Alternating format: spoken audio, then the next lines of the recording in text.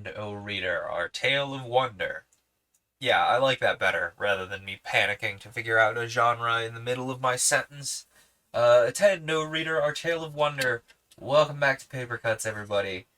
We are going to be looking at chapter 15 of the Extra Day very soon here. But before we do, last time, we spent some time figuring out what the heck this extra day even means. We also spent some time on some very peculiar adventures for each of the children. The particularly peculiar adventure for the young girl whose name unfortunately escapes my mind right now um, was kind of nice. They were like daisies in a lawn. It was super cute. Uh, before I forget, Jevons with three V's and a Z. Welcome to the igloo. Almost forgot to mention you. You followed between streams. Welcome, welcome. So let's dive into chapter 15. A day will come. They went into the house as though wafted. Thus does a shining heart deduct bodily weight from life's obstructions. They had their tea, and after tea they played. Ooh, excuse me. After tea, they played games as usual, quite ordinary games, and in due course of time, rather, they went to bed. That is, they followed a customary routine, feeling it was safer. To do anything unusual just then might attract attention to their infinite discovery and so disturb its delicate equilibrium. Its balance was precarious. Once an authority got wind of anything, the extra day might change its course and sail into another port. Aunt Emily, even from a distance. Oh, in any case, they behaved with this intuitive sagacity which obviated every risk by taking none. Yet everything was different. Behind the routine lay the potent emphasis of some strange new factor, as though a lofty hope, a brave ideal, had the power of transmuting common duties into gold and crystal. This new factor pushed softly behind with each little customary act, urging what was commonplace over the edge into the marvelous. The habitual became wonderful. It felt like Christmas Eve, like the last night of the old year, like the day before the family moved for the holidays to the sea, only more so. Even tomorrow will be Sunday, had entirely disappeared. A thrill of mysterious anticipation gilded everything with wonder and beauty that were impossible, and yet true. Someday, the thing that nobody could understand, somebody, was coming at last. Uncle Felix was in an extraordinary state. His acts were normal enough, but his speech betrayed him shamefully. They had to warn him more than once about it. He seemed unable to talk ordinary prose, saying that everything ought to rhyme at such a time. And instead of walking, like the other people, his feet tried to keep in time with his language. But you don't understand. Or rather, but you don't understand, he replied to Tim's grave warnings. You don't understand what a gigantic discovery it is, why the whole world will thank us. The whole world will get its breath back. The one thing it's always dreaded more than anything else, being too late, will come to an end. We ought to dance and sing. Oh, please hush, warned Judy. Aunt Emily, you know. Even at Tunbridge Wells, Aunt Emily might hear and send a telegram with no in it. Has it lost its breath? Tim asked, however. But though it was in the middle of tea, Uncle Felix could not restrain himself, and burst into one of his ridiculous singing fits, instead of answering in a whisper he should have done. Burst described it accurately, and his feet kept time beneath the table. It was the proper place for time, he explained. The clocks are stopped, the calendars are wrong, time holds gigantic finger hands before his guilty face. Listen a moment, I can hear the song that no one understands. It's the blue dragonfly, interrupted Tim, remembering the story of long ago. It's the night wind out by day, cried Judy. It's both and neither, sang the man. This song I hear, it first began before the hurrying race of ticking and of tearing pages deafened the breathless ages. It is the happy singing of wind among the rigging of our extra day. It's something, anyhow, decided Judy, rather impressed by her uncle's fit of bursting. And somehow dawn was the password, and tomorrow was the key. No one knew more than that. It had to do with time, for Uncle Felix had taken the stopped clock to his room and hidden it there, lest somebody like Jackman or Thompson should wind it up. Later, however, he gave it for safer keeping to Maria, because she moved so rarely and did so little that was unnecessary that she seemed the best repository of all. Also, this was her particular adventure, and what risk there was belonged properly to her. But beyond this, they knew nothing, and they didn't want to know. In the immediate future, just before the gateway of tomorrow's dawn, a great gap lay waiting, a gap they discovered alone of all the world. The scientists had made a mistake. The government had been afraid to deal with it. The rest of the world lay in ignorance of its very existence, even. It satisfied all the conditions of real adventure, since it was unique, impossible, and had never happened to anyone before. They, with Uncle Felix, had discovered it. It belonged to them entirely, the most marvelous secret that anybody could possibly imagine. Maria, they took for granted, would share it with them. A hole in time lay waiting to receive them. A day will come, at last was actually coming. "We'd better pack up," said Judy after tea. She said it calmly, but the voice had a whisper of intense expectancy in it. "Pack up nothing," Uncle Felix reproved her quickly. "The important thing is, don't wind up. Just go on as usual. It'll be best," he added significantly, "if you all hand over your timepieces to me at once." And without a word they recognized his wisdom and put their treasures into his waistcoat pockets. Watches of silver, tin, and gunmetal. His use of the strange word timepieces was convincing. The unusual was in the air. "There's Thompson's and Jackman's and Miss Horton's," Judy reminded him, her eyes shining like polished doorknobs. Too wrong to matter. They're always slow or fast." "Then there's the kitchen clock," Tim mentioned. The grandfather thing." Uncle Felix reflected a moment on this, and his reply was satisfactory and conclusive. "I'll go down tonight," he explained in a low voice. "When the servants are in bed, I'll take the weights off." Judy and Tim appreciated the seriousness of the occasion more than ever. "Into Mrs. Horton's kitchen?" they whispered. "Into Mrs. Horton's kitchen," he agreed beneath his breath. Maria, meanwhile, said nothing. Her eyes kept open very wide, but no audible remark got past her lips. She paid no attention to the singing, nor to the whispered conversation. She ate an enormous tea, finishing up all the cakes that the others neglected in their excitement and preoccupation. But she appeared as calm and unconcerned as the tea cozy that concealed the heated, stimulating teapot beneath it. She looked even more circular and globular than ever. Even the knowledge that this was the eve of her own particular adventure did not rouse her. Her expression seemed to say, "I never have believed in time. At the center where I live, clocks and calendars are not recognized." And later, when Judy blew the candle out and asked as usual, "Are you all right, Maria?" her reply came floating across the darkened room without the smallest alteration in tone or accent. I'm all right." The stopped alarm clock was beneath her pillow.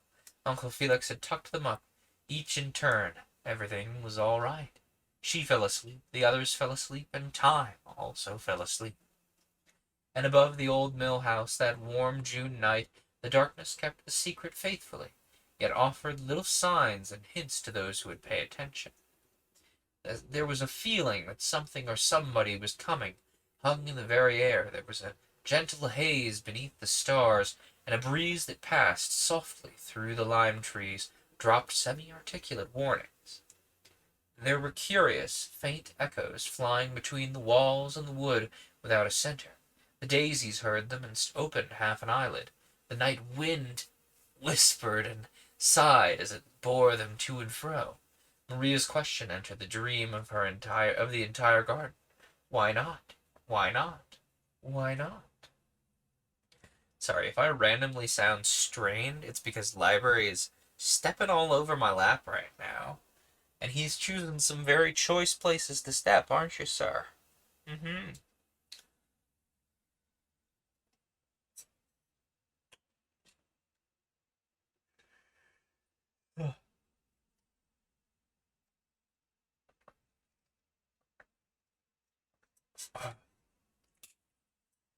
An owl in the barn beyond the stables heard the call and took it up, and told it to some swallows fast asleep below the eaves, who woke with sudden chattering uh, and mentioned it to a robin in the laurel shrubberies below. The robin pretended not at all to be surprised, but felt it a duty to inform a coot who lived a quarter of a mile away among the reeds of the lower pond.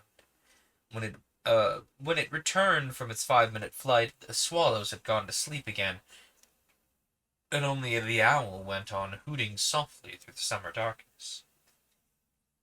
Really needn't go on so long about it, thought the robin, then fell asleep again with its head between exactly the same feathers as before.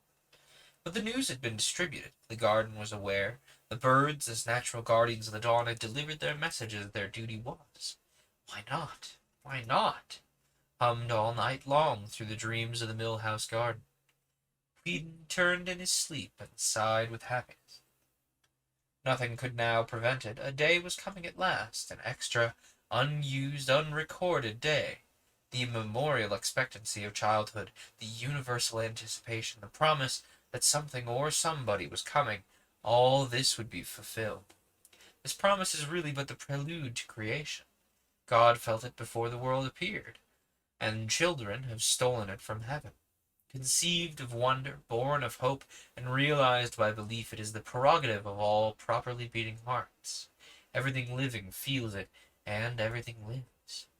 The postman, the figure coming down the road, the visitor on the pathway, the knock upon the door, even the stranger in the teacup, all are embodiments of this exquisite scrap of heaven, divine expectancy.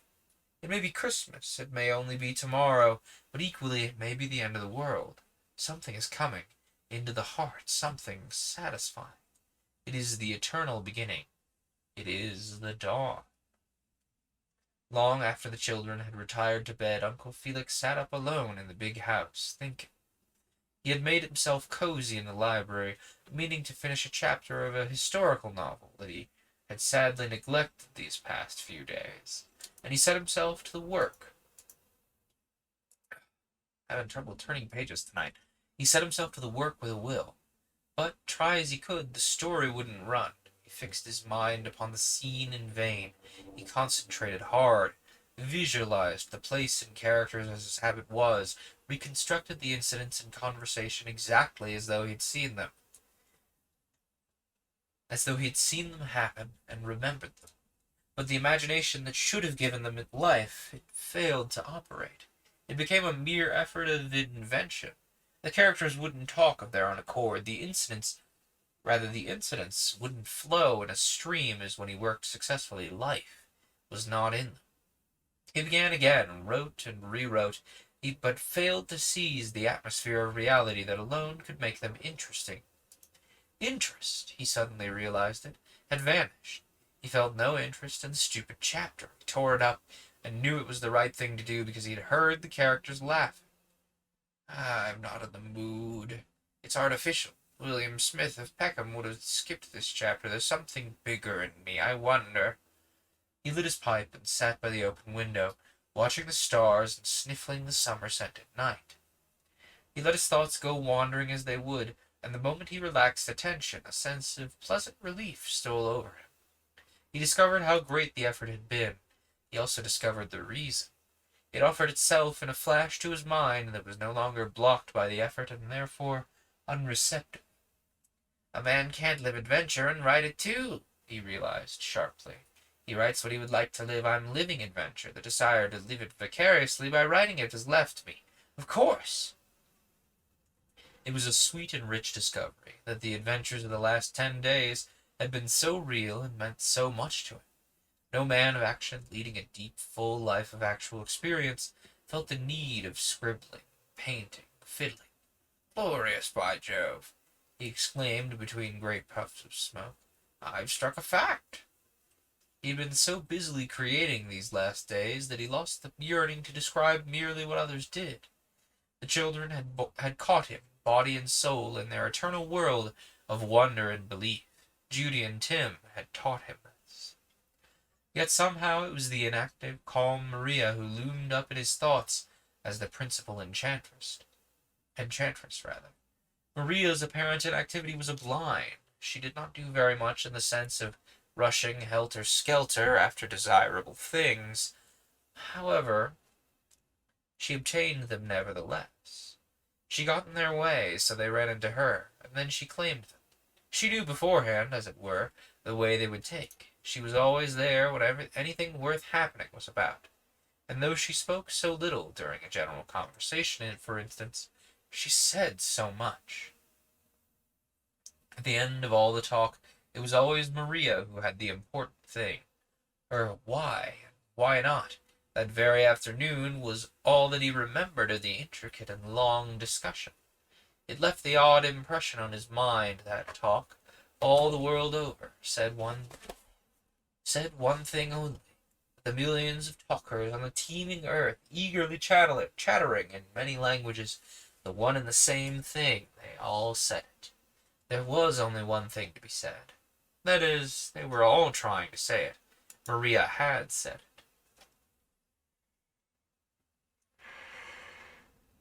it. A whirring moth flew busily past the open window and vanished into the night. He thought of his own books, for writers, painters, preachers, musicians. These were trying to say it too. I could describe that moth exactly, he murmured to himself. Give the sensation of its flight, the unconscious attraction to the light, its plunge back into the darkness, its precise purpose in the universe, its marvelous aim and balance. In its life I could... The thought broke off with a jagged end. With a leap it went on again. Touch reality. And he heard his own voice saying it. He had uttered it aloud. The sound had an odd effect upon him. He realized the uselessness of words. No words touched reality. To be known, reality had to be lived, experienced. Maria managed this in some extraordinary way. She had reality. Time did not humbug her, nor did space. Goodness.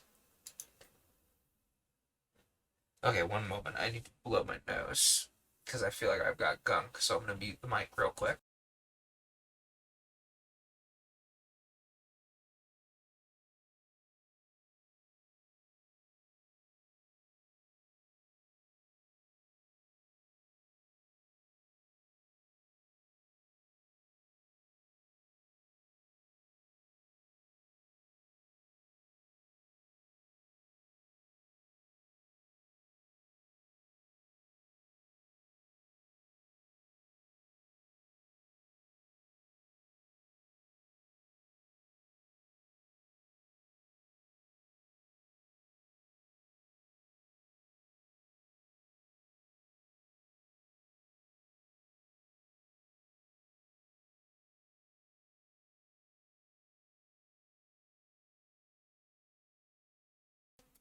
Okay.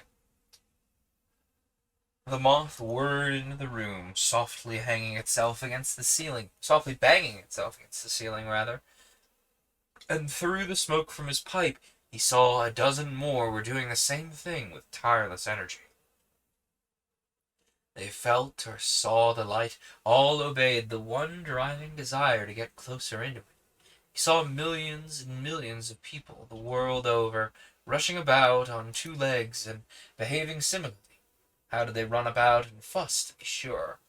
What was it all about? What were they after? People had to earn their living, of course, but it seemed more than that. They were all after something, and the faster they went, the better pleased they were. Apparently they thought speed was of chief importance, as though speed killed time. They banged themselves into obstacles everywhere. They screamed and disagreed, accused each other of lying and being blind, but the thing they were after either hid itself remarkably well, or went at incredible speed, for no one ever came up with it or found it. Time invariably blocked them. Only one or two, Maria's sort of people, sat still and waited. He watched them all and wondered. One rushed up to an office in a train, while another built the train he rushed in.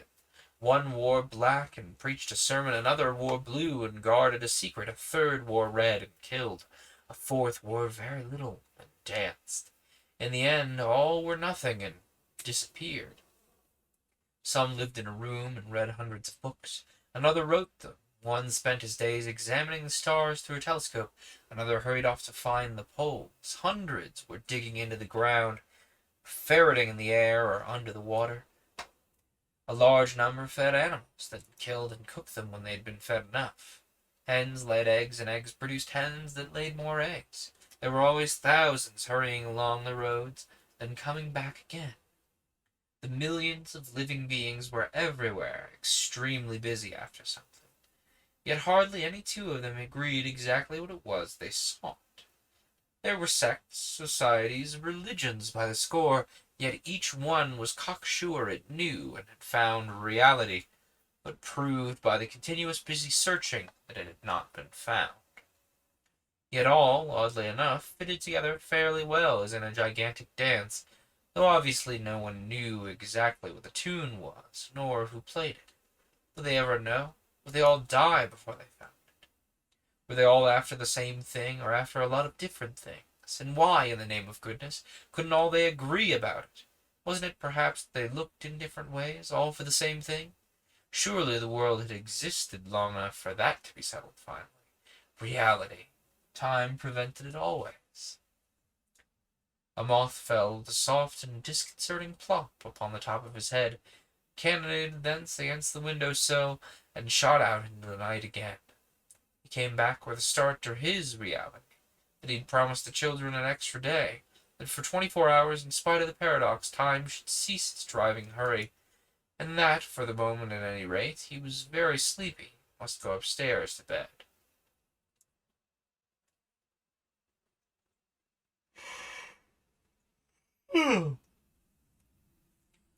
He rose, shook himself free of the curious reverie with a mighty yawn, and looked at the gold watch from his waistcoat pocket.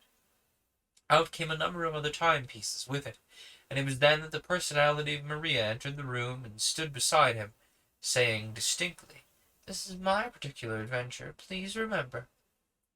And he understood that whatever happened, it would happen according to the gospel of Maria. Getting behind time meant getting a little nearer to reality, one stage nearer, at any rate. It meant entering the region where she dwelt so serenely. It was her doing and not his. He realized in a flash that in her quiet way she was responsible, and had drawn them in, seduced them. All gravitated to her and her into her mysterious circle. Maria claimed them. It was certainly her particular adventure. Only she would be able to share it with them all.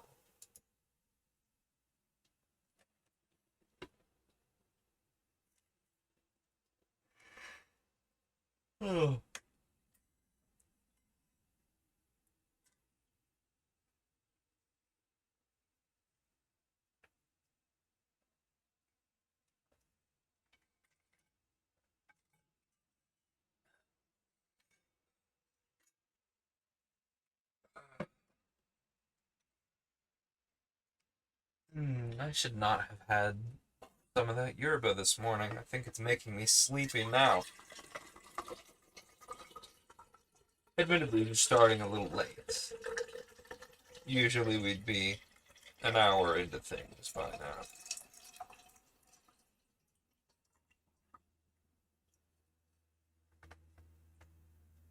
now. Sorry, it feels rude to yawn, open-mouthed on stream, so I've kind of been neighbor Wilsoning behind some things when I'm yawning.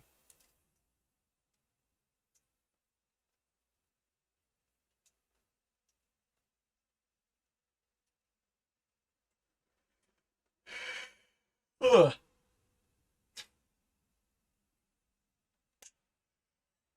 Also, something off to my left on my screen. Your left. Uh, can I please point the right direction? Over here on my OBS, something keeps changing very slightly, and I don't know what it is, but every time I see it, I'm like, something strange. Anyway, let's readjust our sitting position a little bit and dive into chapter 16, Time Halts. He looked at his watch a second time and found that it was later than even he had supposed. 11 o'clock. In the act of winding it, however, he paused. Something he'd forgotten came back to him, and a curious smile broke over his face. He stroked his beard, glanced at the ceiling where the moths still banged and buzzed, and then strolled over to the open window and said, He put his head and shoulders out into the air. And then again he said, only longer than the first time. It seemed as if someone answered him. That floated off to someone who was listening for it. Perhaps it was an echo that came floating back, or perhaps it wasn't. But any grown-up person who hesitates in an empty room of a country house at 11 o'clock at night and murmurs into the open air is not in an ordinary state of mind. The normal thing is to put the lights out and go more or less briskly to bed. Uncle Felix was no exception to this rule. His emotions, evidently, were not quite normal. He listened. The night was very still. The stars, like a shower of golden rain, arrested in full flight, paused in a flock, and looked at him, but in so deliberate a way he was very conscious of being looked at. It was rather a delightful sensation, he thought. Never before had they seemed so intimate, so interested in his life. He was aware that a friendly relationship existed between him and those far, bright, twinkling eyes.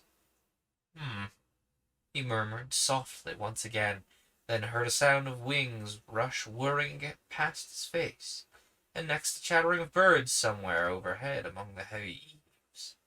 So I'm not the only one awake, he thought, and for some odd reason felt rather pleased about it. Sounds like swallows, I wonder. But he saw no movement anywhere. No wind stirred the ivy on the wall. The lines were motionless, the earth asleep. Even the stream beyond the laurel shrubberies ran silent. Dimly he made out the garden lying at attention, the flower beds like folded bands upon its chest, and further off the big untidy elms in pools of deeper shadow, their outlines blurred as dreams blur the mind. Yet, though he could detect no slightest movement, he was keenly aware that other things besides the stars were looking at him. The night was full of carefully screened eyes, all fixed upon him. Framed in the lighted window, he was so easily visible. Night herself, calm and majestic, gazed down upon him, but through the open wide lids that filled the entire sky. He felt the intenseness of her steadfast gaze and paused. It awed. It seemed that everything stopped as well when he did. So striking indeed was the sensation that he gave expression to it half aloud. It's slowing up. Stopping, I do believe. There was no answer this time, no sign of echo anywhere, but he heard an owl calling its muffled note from the wood without a center. It's probably seen me too, he thought, and then it also stopped. He waited a moment, hoping it would begin again, for he loved the atmosphere of childhood and the sound it invoked him. But the fluty call was not repeated. He drew his head in, closed and bolted the window, fastened the shutters carefully, and pulled the curtains over. Then he extinguished the lamps, lit his candle, and moved out softly into the hall on his way upstairs. And for the first time in his life, he felt that in staring at the window, he had not shut the beauty out. The beauty of that watching, listening night had not gone away by closing down the shutters.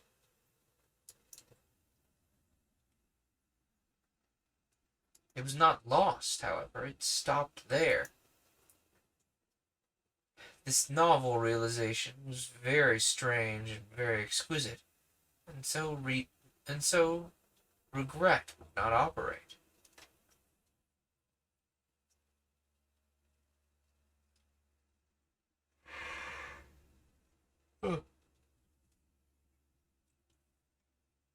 me see if turning on a different light helps.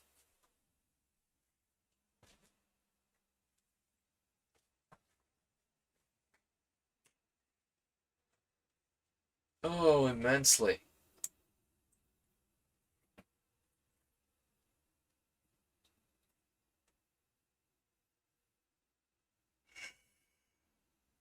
Oh.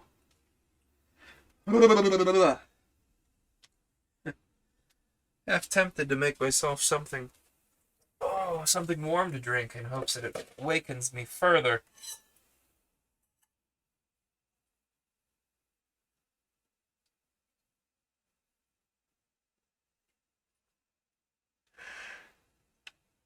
But as we all know, caffeine at this hour, not the best idea.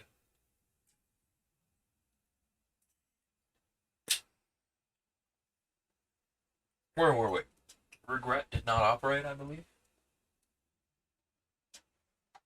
And he went along the passage, murmuring, over and over to himself, for there seemed nothing more adequate that he could think of.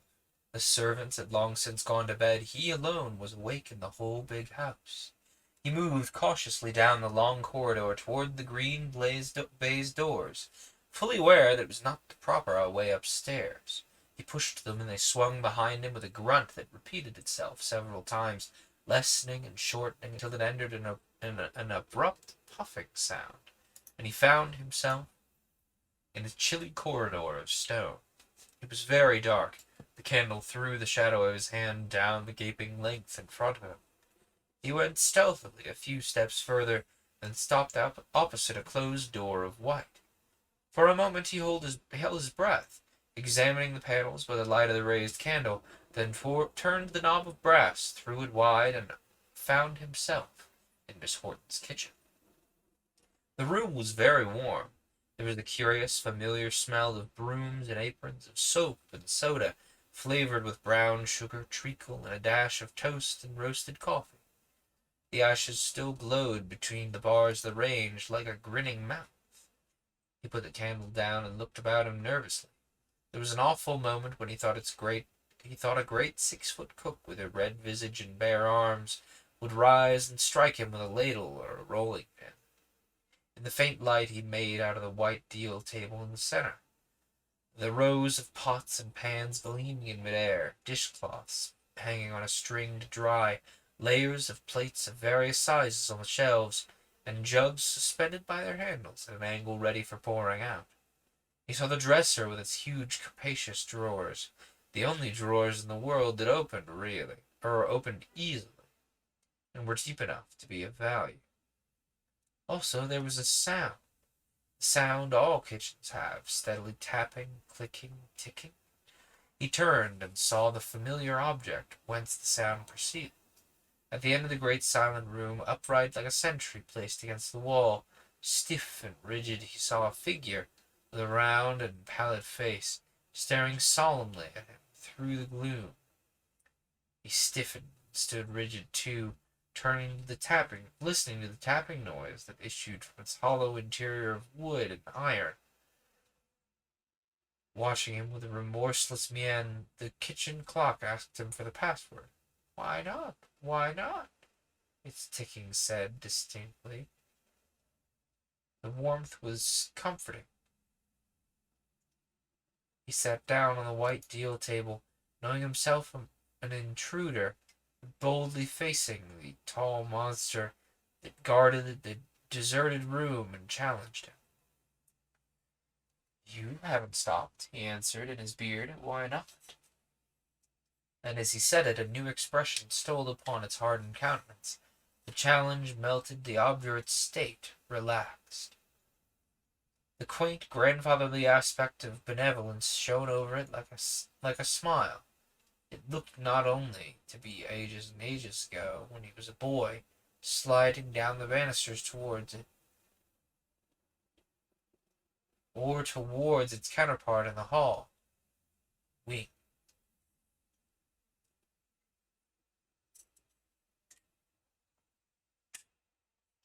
The ticking, too, became less aggressive and relentless, less sure of itself, as though it were slowing up.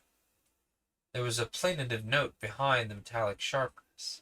The great kitchen clock was also aware of a conspiracy hatched against time. As he sat and listened to the machinery tapping away the seconds, he heard a similar tapping in his brain that swung gradually into rhythm with the clock.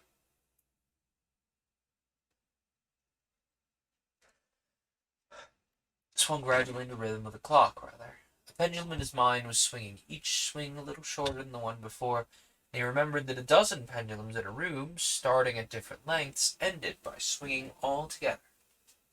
They were slowing up together. Stop it, murmured the two pendulums. Why not? Why not? Why not? Presently both would cease, and yet ceasing would be the beginning, nor the end. A state without end or beginning would supervene. Ticking meant time, and time meant becoming, but beyond becoming lay the bottomless sea of being, which was eternity. Maria floated there, calm, quiet, serene, little globular Maria, circular, the perfect form.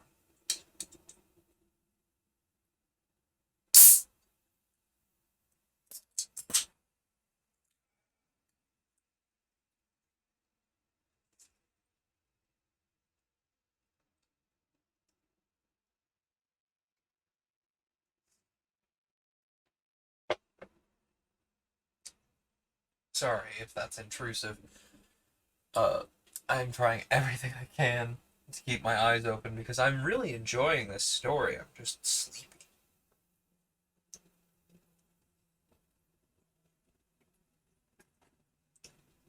The kitchen spell rolled in upon him, smothering mind and senses.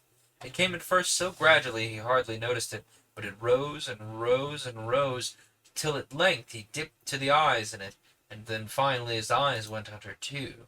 He was immersed, submerged. The parochial vanished, for he swam in the universal.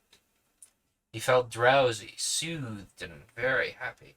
His heart beat differently. Consciousness ran fluttering along the edge of something hard that had hitherto seemed an unsurpassable barrier. The barrier melted, let him through. He rubbed his eyes and started. That's the clock in Miss Horton's kitchen, he tried to say, but the words had an empty and ridiculous sound, as if there was no meaning in them. They flew about him in the air like little butterflies trying to settle. They settled on one meaning only to fit elsewhere in the next minute, and settle on another meaning. They could mean anything and everything. They did mean everything. They meant one thing. Finally they settled back into his heart. Their meaning caught him by the throat in a most delicious way. The air was full of tiny fluttering wings. He heard pattering feet and little voices. Hair tied with colored ribbons brushed his cheeks, and laughing, mischievous eyes like stars floated loose about the ceiling. The kitchen spell grew mighty, irresistible, rising over him like a timeless long age. Rather, a timeless long ago. From the direction of the ghostly towel house, from the direction of the ghostly towel horse it seemed to come, but beyond the towel horse was the window, and beyond the window lay open fields, and beyond the fields lay miles and miles of a country asleep beneath the stars, and this country was stretched without a break right up into the lonely worlds of distant Yorkshire when we were an old grey house conflicting another kitchen.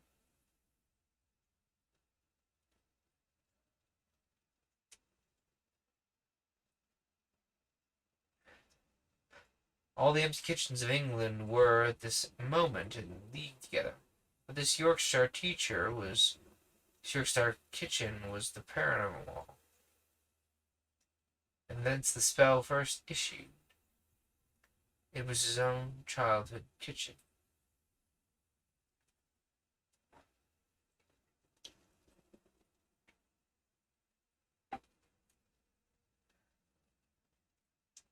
Hang on a second.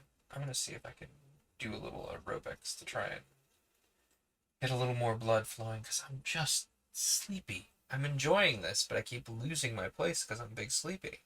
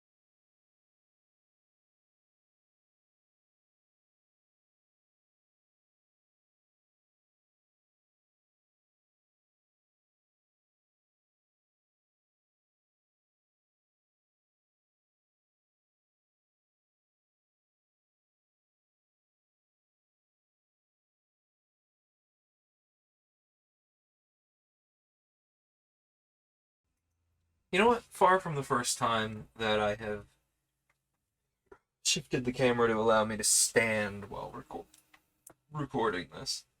Let's just stand for a little while. Go back to the way I'd handle it in the radio booth. Alright, all the empty kitchens are in league together, but this was the parent of them all, and this is where the spell issued.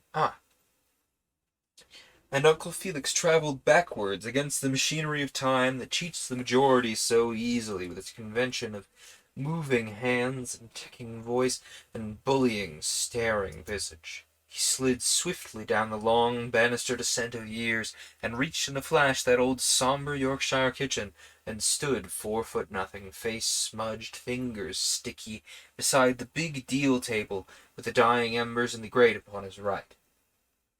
His heart was beating. He could just reach the juicy cake without standing on a chair. He ate the very slice that he'd eaten 40 years ago. It was possible to have your cake and eat it too. He gulped it down. He gulped it down and sucked the 5 fingers of each hand in turn, then turned to attack the staring monster that tried to make him believe it was impossible. He crossed the stone floor on tiptoe, but with challenge in his heart, looked straight into its humbugging big face, opened its carefully buttoned jacket, and took off the weights. He murmured with complacent satisfaction that included victory. I've stopped you. There was a curious, long-drawn sound as the machinery ran down. The chains quivered, then hung motionless. There was disaster in the sound, but laughter, too. The laughter of a culprit caught in the act, unmasked, exposed at last. But I've had a good time these last 100 years, he seemed to hear, with the obvious answer this insolence suggested. Caught? You're it!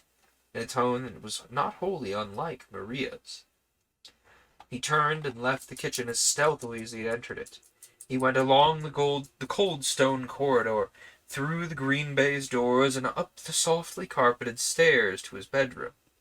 He undressed and rolled solemnly between the sheets. He sighed deeply, but did not move again. He fell instantly into the right position for sleep. But while he slept, the timeless night brought up its mystery. Moored outside against the walls, an extra day lay swinging from the stars. The waves of time washed past its sides, yet could not move it. The wind was in the rigging. It lay at anchor, filling the sky with the beauty of eternity. And above the old mill house, the darkness, led by the birds, flowed on to meet quivering dawn.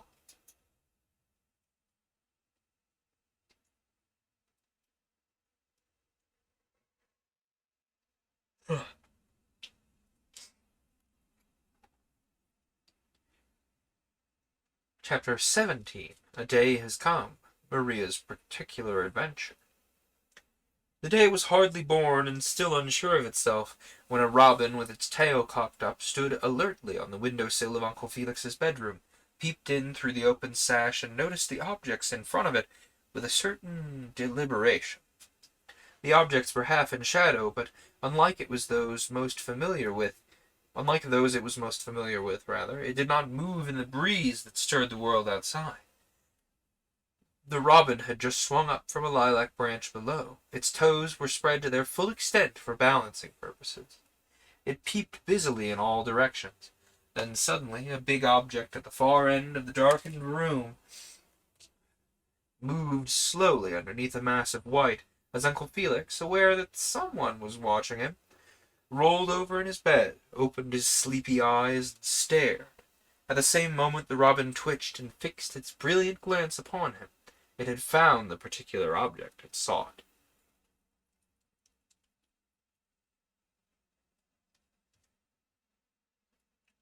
Uncle Felix, somewhat dazed by sleep and dreams, saw the fat, tight body of the robin outlined against the open sky, but thought at first that it was an eagle or turkey, until perspective righted itself and enabled him to decide that it was a robin only. A robin only, as I am robbed of my internet connection.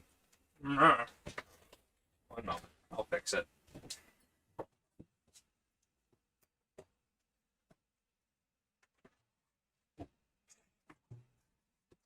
Should just put a little technical difficulties text on my papercut screen.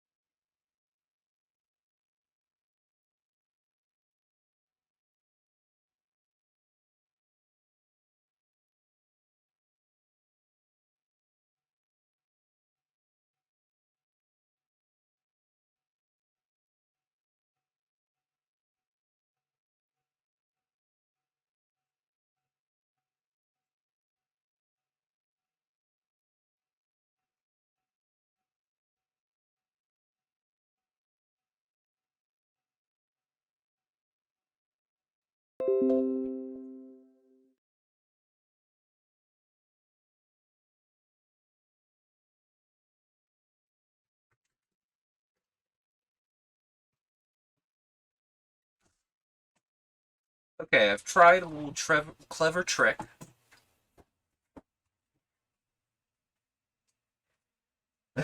Every time I see the name Maria, I have to wonder if she's a problem to be solved or if she's supposed to take a letter. Uh-oh, buffering hell. Oh, we were in buffering hell for a little bit there. We should be back. I may have figured out how to stop the internet from doing the thing it just did. See, every time I see the name Maria, I wonder if she needs to check. No, check yes is check yes Juliet, their brain. Every time I see the name Maria, how do you solve a problem like Maria? Or, oh, no, the other one, left my brain. Oh, yeah. Maria, I just met a girl named Maria. You know? That's where my brain goes. Gosh, I don't even know West Side all that well.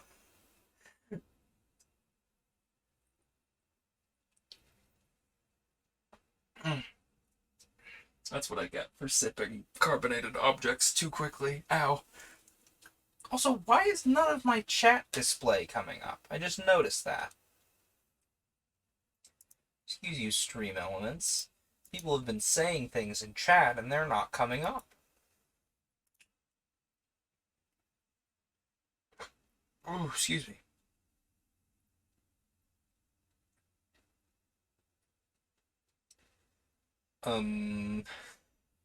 Yeah, there should be outlines on those texts, by the way. Borked levels are at 80. There we get. Borked levels rapidly reducing, sir. Uh, there we go. Although that outline should be larger. One moment. I'm gonna fix that while I'm standing here. Where is this? Make those values 2 pixels, please. I am standing. I was getting... Oh, I can't type because the keyboard's broken. I'm gonna make these 2s instead of 1s. Sorry, we are editing the stream layout live right now. You're seeing it happen right in front of you. You watched it happen. Because I just noticed the chat is not exactly super duper readable, and that's bothering me. And it would bother me all night if I didn't fix it right this second. JoJo theme intensifies.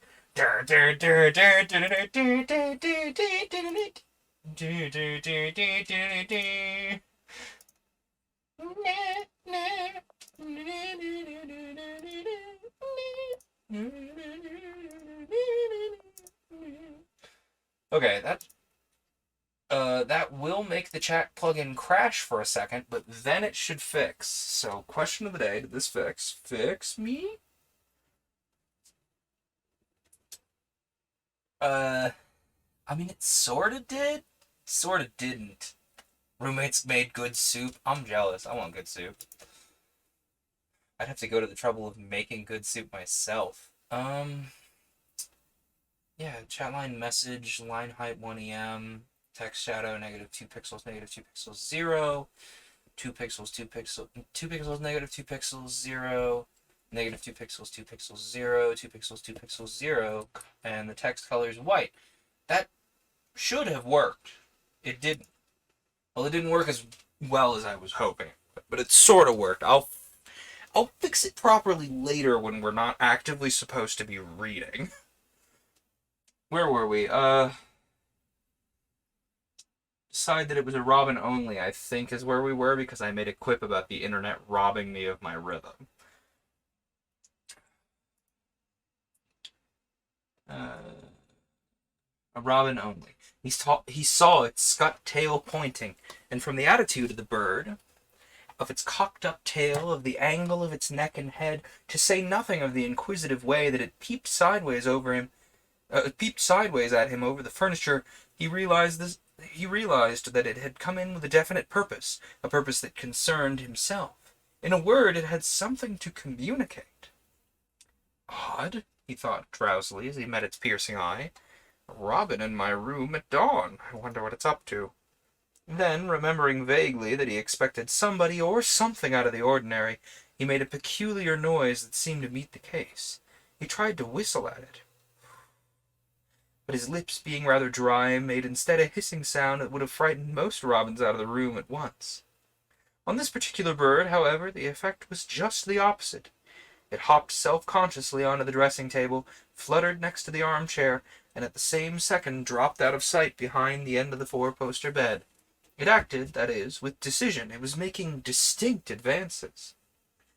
He sat up then, in order to see it better, and discovered it perched saucily upon the toe of his evening shoe, looking deliberately into his face as it rose above the bedclothes.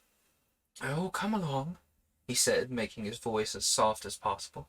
"Tell me what you want." His expression tried to convey that he was harmless, and he smiled to counteract the effect of his bristling hair, which stuck out at right angles, as it only can stick out on waking. He felt complimented by the visit of the bird, and did not wish to frighten it. But the robin, accustomed to seeing scarecrows in the dawn, showed not the slightest fear. On the contrary, it showed interest and a simple, innocent affection, too.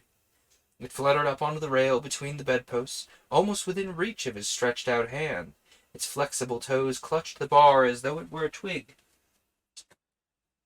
It moved first 2 inches to the right, and then 2 inches to the left again, then held steady.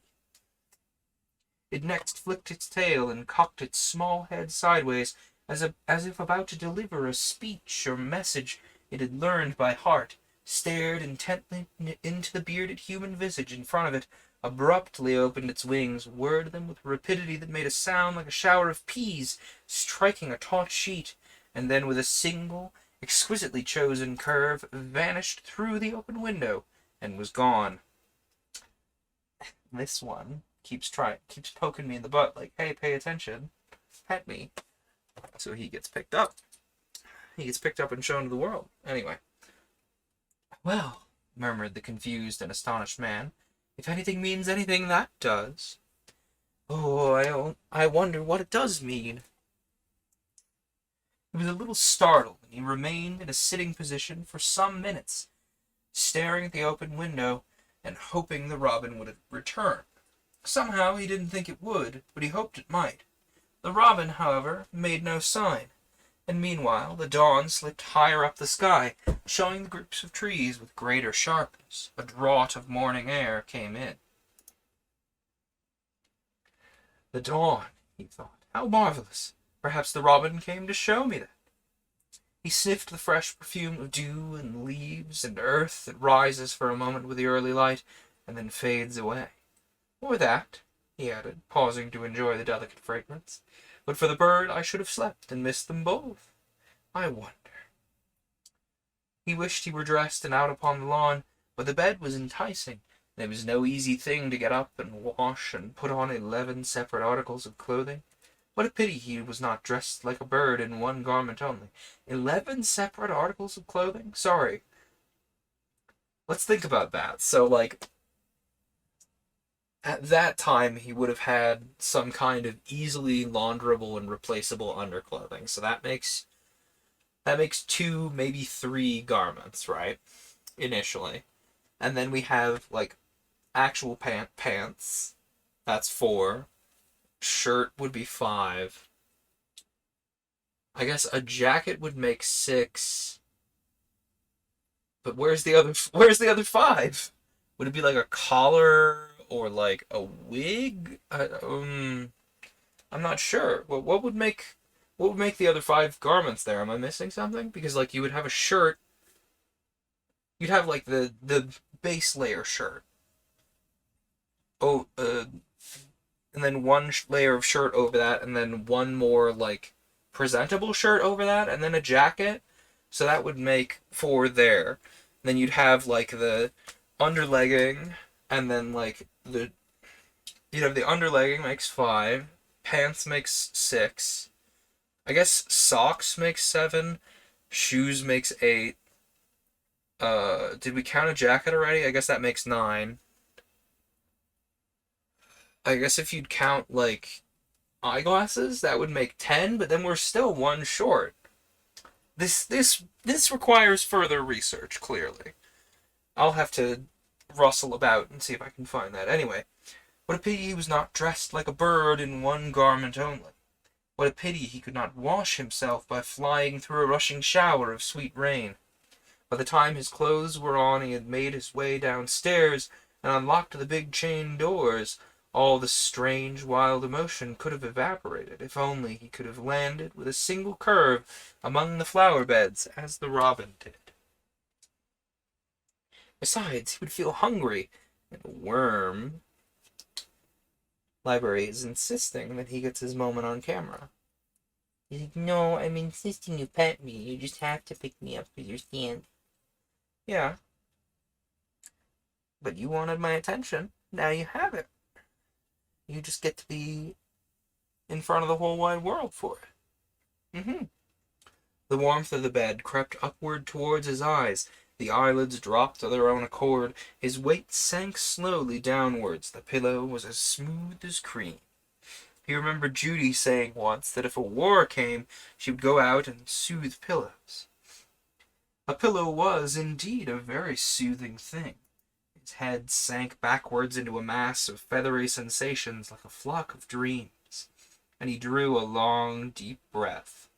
He began to forget a number of things, and to remember a number of other things. They mingled together. They became indistinguishable. What were they? He could make a selection, choose those he liked best, and leave the others, couldn't he? Why not, indeed, why not? One was that the clocks had stopped for 24 hours, and that an extra unused day was dawning. Another that today was Sunday. He could make his choice. Yet all days surely were unused till they came. True, but clocks delineated and regulated their length. This extra day, having been overlooked long ago, was beyond the reach of measuring clocks. No clocks had ever ticked it into passing. It could never pass. Only the present passed. The past, to which this day belonged, remained where it was, endless, beginningless, self-repeating. He chose it without more ado, and the robin had come to mention something about it. Its small, round body was full, its head tight-packed with what it had to tell. It was bursting with information, but what? Then he realized abruptly another thing. It had delivered its message. The presence of the bird had announced a change of conditions in the room, a change in his heart and brain as well. But how? He was too drowsy to decide quite. Yet in some way the robin had brought in with it the dawn of an unusual day, a kind of bird day, light as a feather, swift as a flashing wing, spontaneous. Air, freedom, escape, sweet brilliance, a thing of flowers, winds and beauty, a thing of innocence and captivating loveliness, a happy, dancing day. He felt a new sort of knowledge pass darting through him, a new point of view, almost a bird's-eye aspect of old familiar things. Joy. That neat, sharp beak had pricked his imagination into swifter life. The meaning of the bird's announcement flowed with delicate power all through his drowsy body. It summed itself up at this. Somebody, something long expected, at last was coming. And then he incontinently fell asleep. He lost consciousness. But while he lay heavily upon his soothing pillow, the marvelous dawn slid higher up the sky, and the robin popped once upon the window-sill again, glanced sideways at him with approval, then flashed away so close above the soaking lawn that the dewdrops quivered as it passed. Apparently it was satisfied. At the same moment, in another part of the old house, Tim found his sleep disturbed in a similar fashion. One moment. Check something. We will return to Tim's disturbed sleep in just a second. Okay, yeah. That seems to be working.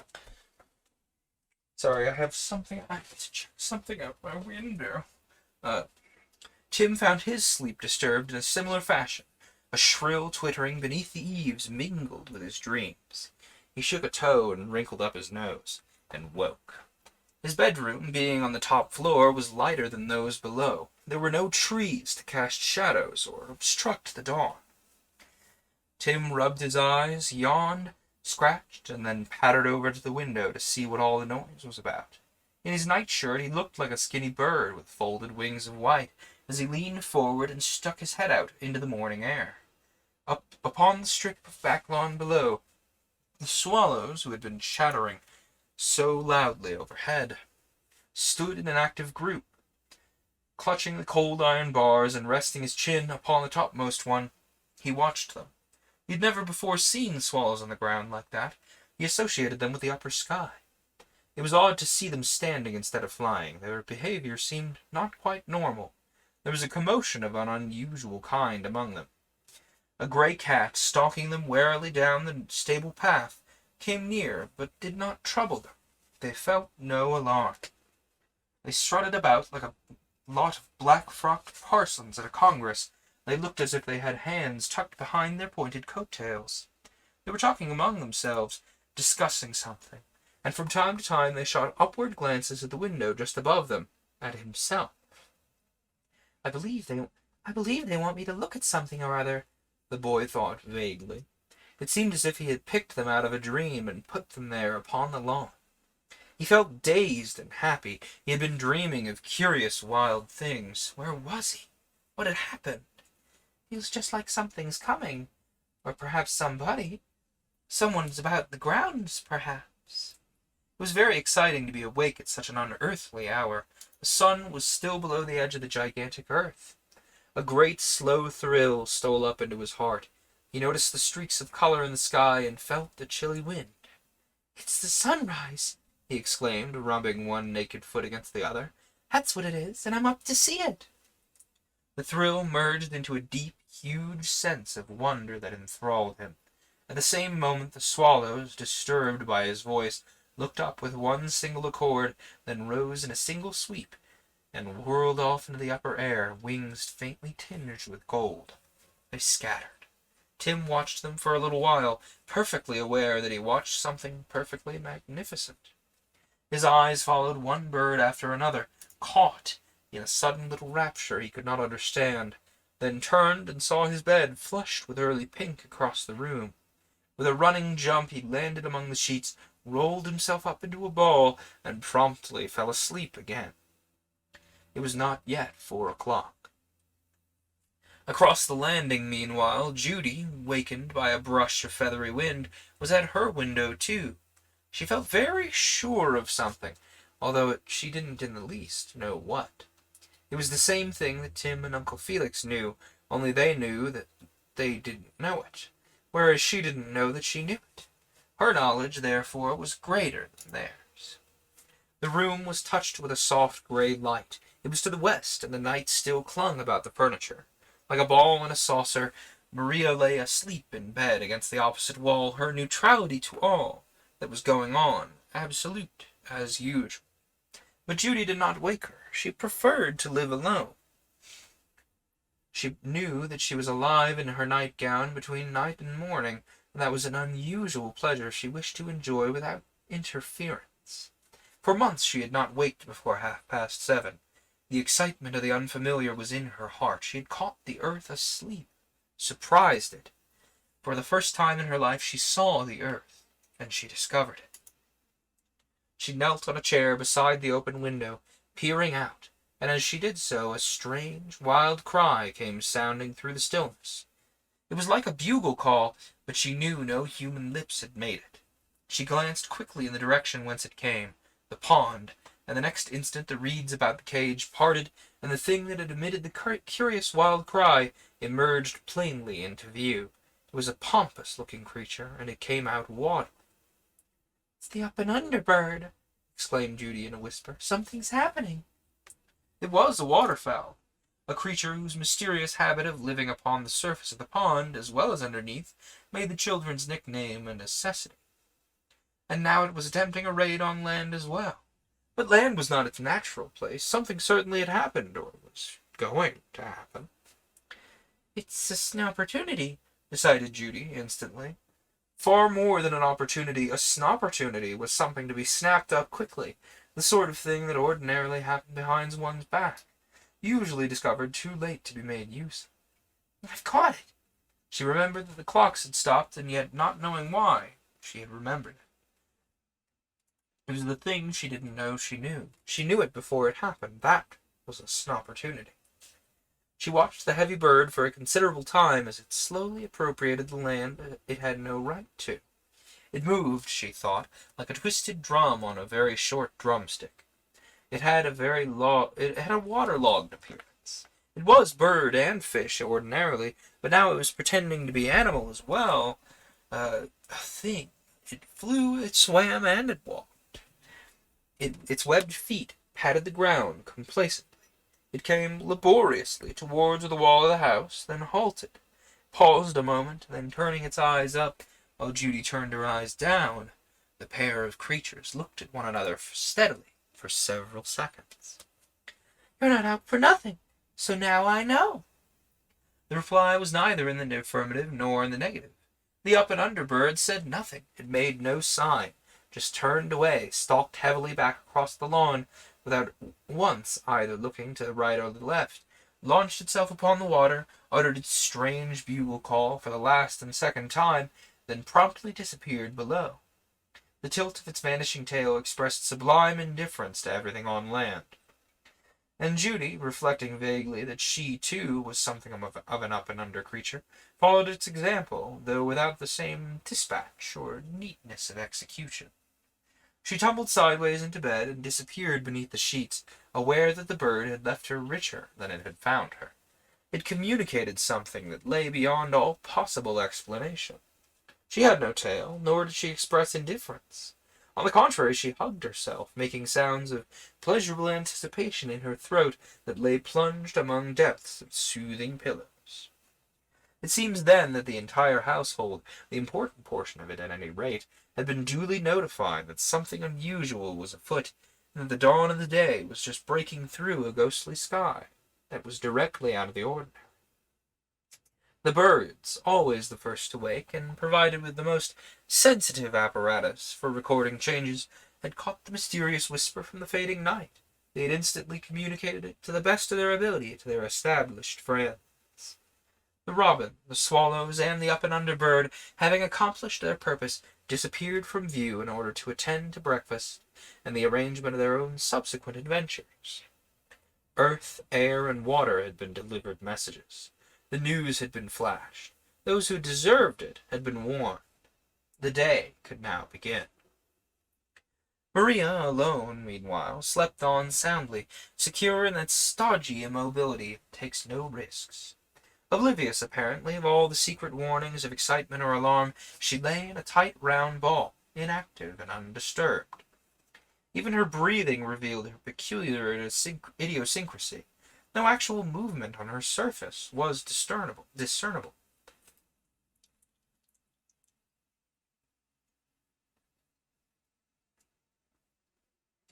Her breathing involved the least possible disturbance of the pink and white contours that bulged the sheets and counterpane. Her face was calm, expressionless, and even dull, yet wore a certain look as though she knew so much that she had no need to maintain her position by the least assertion. Exertion would have been a denial of her right to exist, and exist she certainly did. The weight of her personality lent balance to the quivering uncertainty of this mysterious dawn.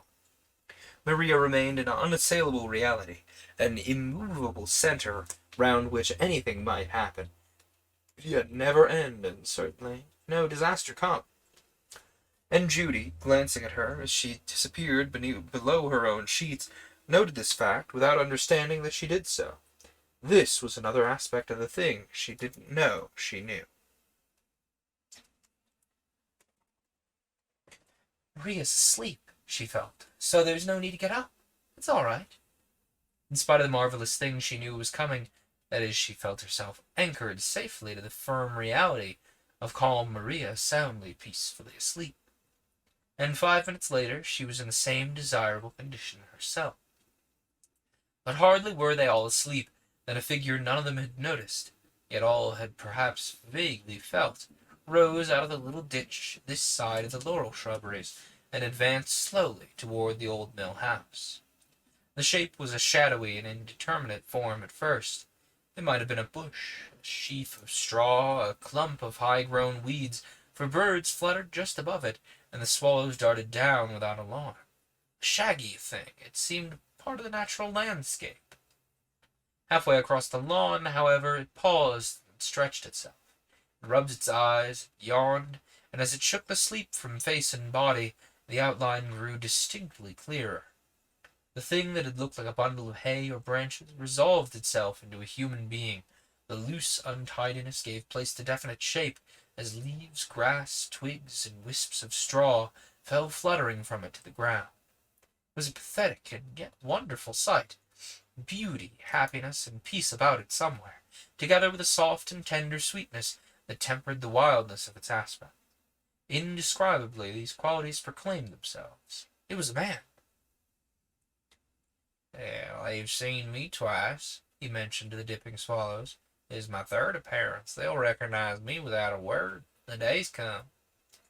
"I'm assuming this is the traveler, so I'm getting him the traveler's accent." He stood a moment, shaking the extras of the night from hair and clothing, and then laughed with a sound like running water as the birds swooped down and carried the straw and twigs away with a great business of wings.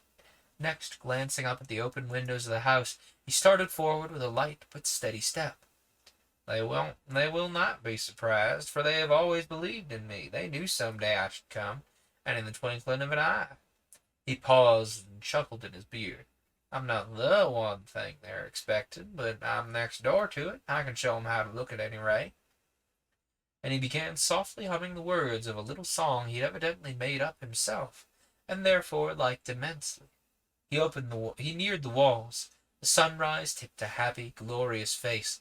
He disappeared from view as though he had melted through the old gray stone, and a flight of swallows, driven by the fresh dawn wind, passed high over the heavens, leading the night away. They swung to the rhythm of his little song. "My secret's in the wind and open sky.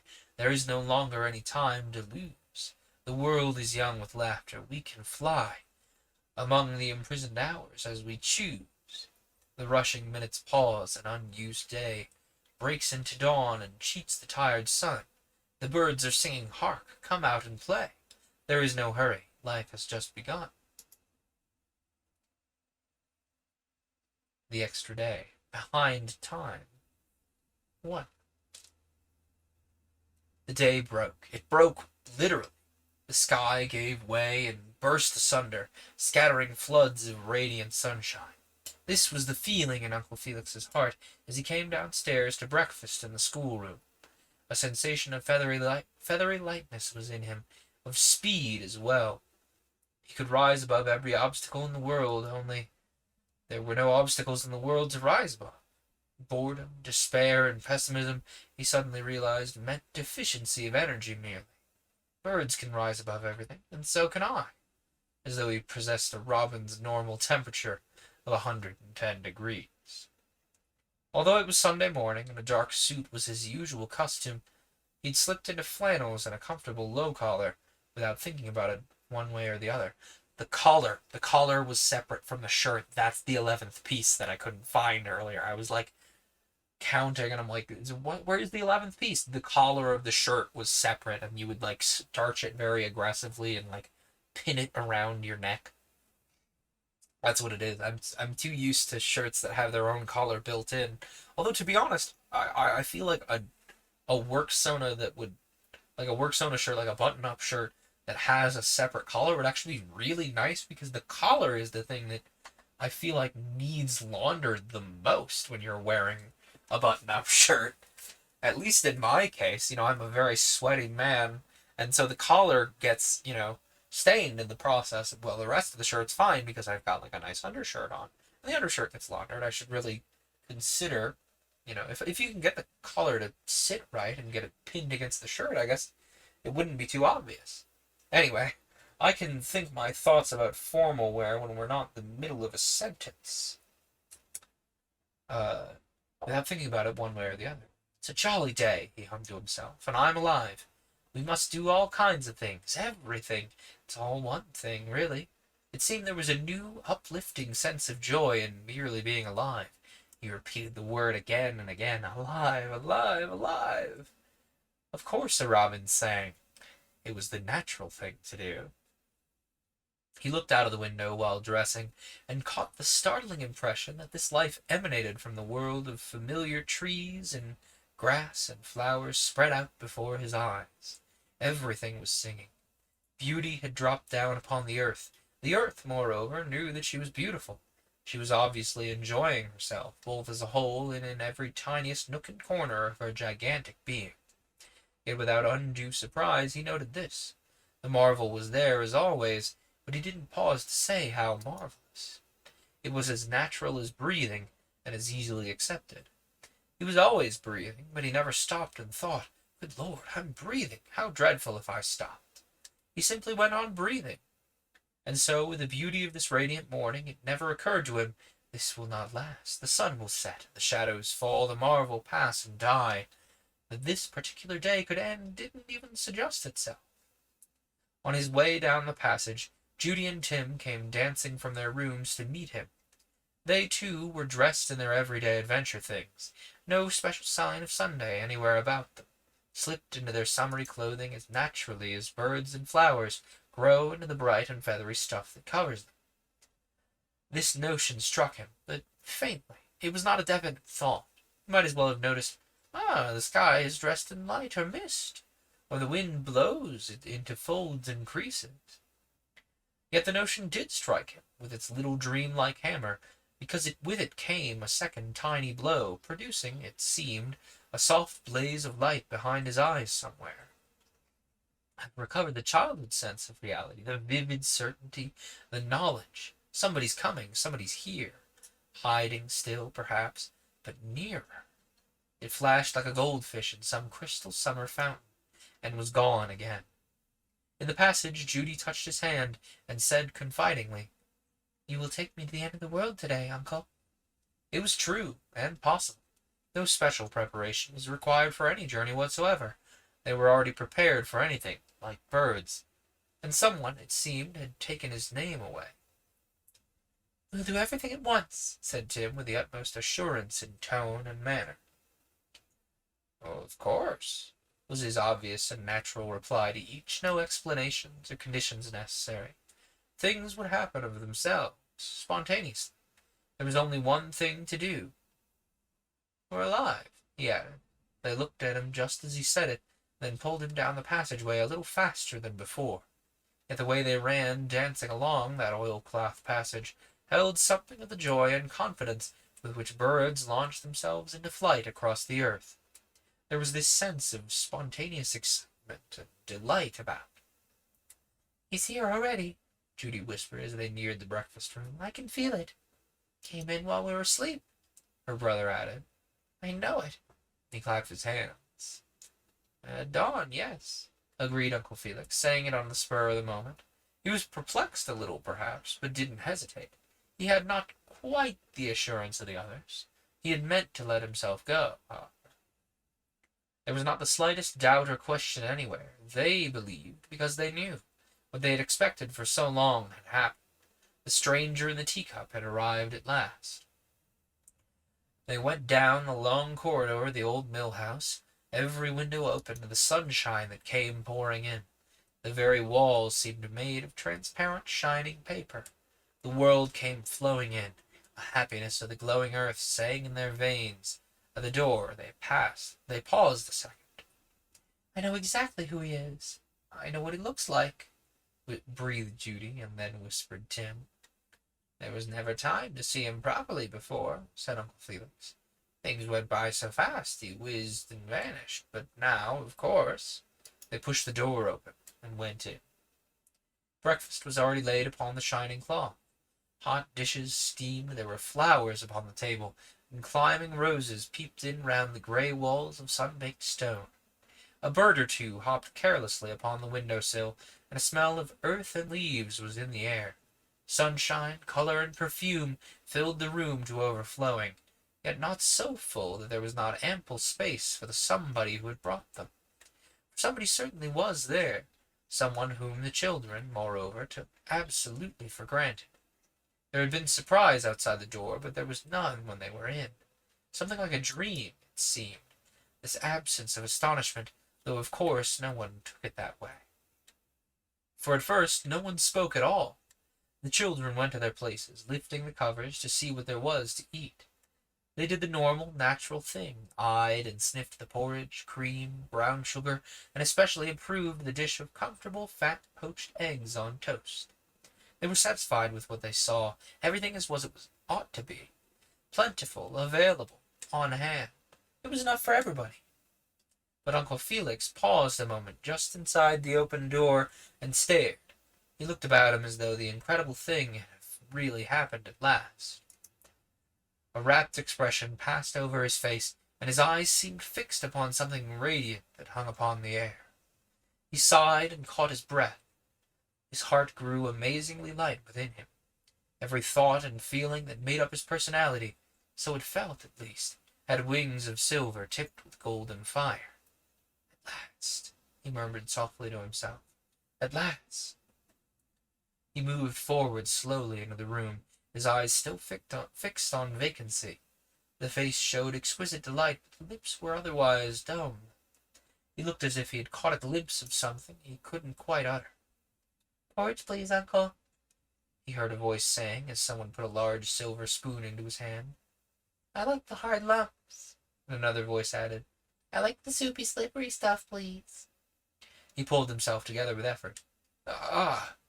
he mumbled, peeping from the dishes of the children's faces. The tea has stopped turning in the cup at last. He's come up to the surface." And they turned and looked at him, but without the least surprise again. It was perfectly natural, it seemed, that there should be this presence in the room. Their uncle's remark was neither here nor there. He certainly had a right to express his own ideas in his own way, if he wanted to. Their own remarks outside the door they had apparently forgotten. That, indeed, was already a very long time ago now. In the full bliss of realization, anticipation was naturally not remembered. The excitement in the passage belonged to some dim yesterday, almost when they were little. They began immediately to talk at the stranger in the room. "I didn't hear anybody come," remarked Tim as he mixed cream and demerara sugar inside an artificial pool of porridge. "But it's all the same now. Our somebody's here, all right." Then in between gulps he added, "Swallows laid an awful lot of eggs in the night, I think." on tiptoe just as dawn," remarked Judy casually, following her own train of thought and intent upon chasing a slippery poached egg round and round her plate at the same time. "The birds were awake, of course." The birds! As she said it, a memory of some faint, exquisite dream of years and years ago, it seemed, fled also on tiptoe through the night, through the bright, still air, and through three listening hearts as well. The robin, the swallows, and the up and under bird made secret signs and had vanished. "They know everything first, of course," said Uncle Felix aloud. "They're up so early, aren't they?" To himself he said, "I'm dreaming. This is a dream." His reason still fluttering a little before it died. But he kept his secret about the robin tightly in its hiding place. "Before they've happened, really," Tim mentioned. "They do a thing tomorrow long before tomorrow's come." He knew something the others could not possibly know. "Everything comes from the air, you see," advanced Judy, secure in the memory of her private morning interview. "But it can disappear underneath when it wants to." "Or into a hole," agreed Tim. And somebody in that breakfast room, somebody besides themselves, heard every word they spoke, listened attentively, and understood the meanings they thought they hid so cleverly. They knew, moreover, that he did so. "Let's pretend," Tim suddenly exclaimed, catching his sister's eye just as it was wandering into the pot of homemade marmalade. "All right, same as usual, I suppose?" Tim nodded, glancing across the table. "Sitting next to you, Uncle." He pointed to the unoccupied chair and unused plate. "In that empty place." "Thank you," murmuring. "Thank you," murmured the man, still hovering between reality and dream. He said it shyly. It was all too marvelous to ask questions about, he felt. "It's a lovely morning," continued Judy politely, smiling at the empty place. "Will you have tea and coffee, or milk, hot water, and sugar?" She listened attentively for the answer, the smile of a duchess on her rosy face, then bowed and handed a lump of sugar to Tim, who set it carefully in the middle of the plate.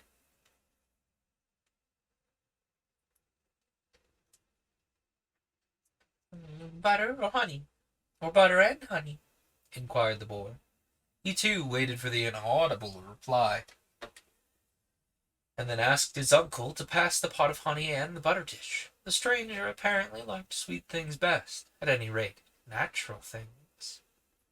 They went on with their breakfast then, eating as much as they ever could hold, talking about everything in the world, as usual, and occasionally bowing to the empty chair, addressing remarks to it, and listening to answers. Sometimes they passed things, too, another lump of sugar, more drops of honey, a thick blob of clotted cream as well. It was obvious to them that somebody occupied that chair, so real indeed that Uncle Felix found himself passing things and making observations about the weather, and even arranging a few crumbs of bread in a row beside the other delicacies. It was the right thing to do, evidently, acting spontaneously. He had performed an inspired action. And the odd thing was that the food, lying in the blaze of sunlight on the plate, slowly underwent a change. The sugar got smaller in size, the honey drops diminished, the blob of cream lost its first circumference, and even the bread crumbs seemed to dwindle visibly. "It's very hot this morning," said Judy after a bit. "Son's hungrier than usual." And she pushed the plate into the shade. But it was clear she referred to someone other than the sun, although the sun belonged to what was going on.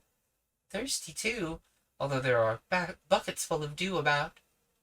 "And extra bright into the bargain," declared Tim.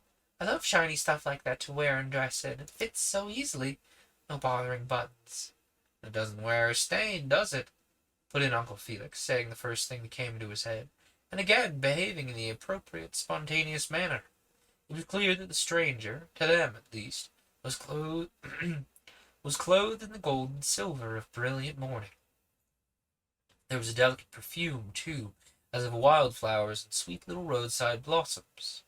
The very air of the room was charged with some living light and beauty brought by the invisible guest. It was passing wonderful. The invading presence seemed all about them like a spreading fire of loveliness and joy, yet natural as sunshine. Then suddenly Tim sprang up from his chair and ran to the empty seat. His face shone with keen and eager expectancy, but wore a touch of shyness, too. "I want to be like you," he said in a hushed voice that had all the yearning of childhood breaking through it. "Please, put your hand on me." He lowered his head and closed his eyes.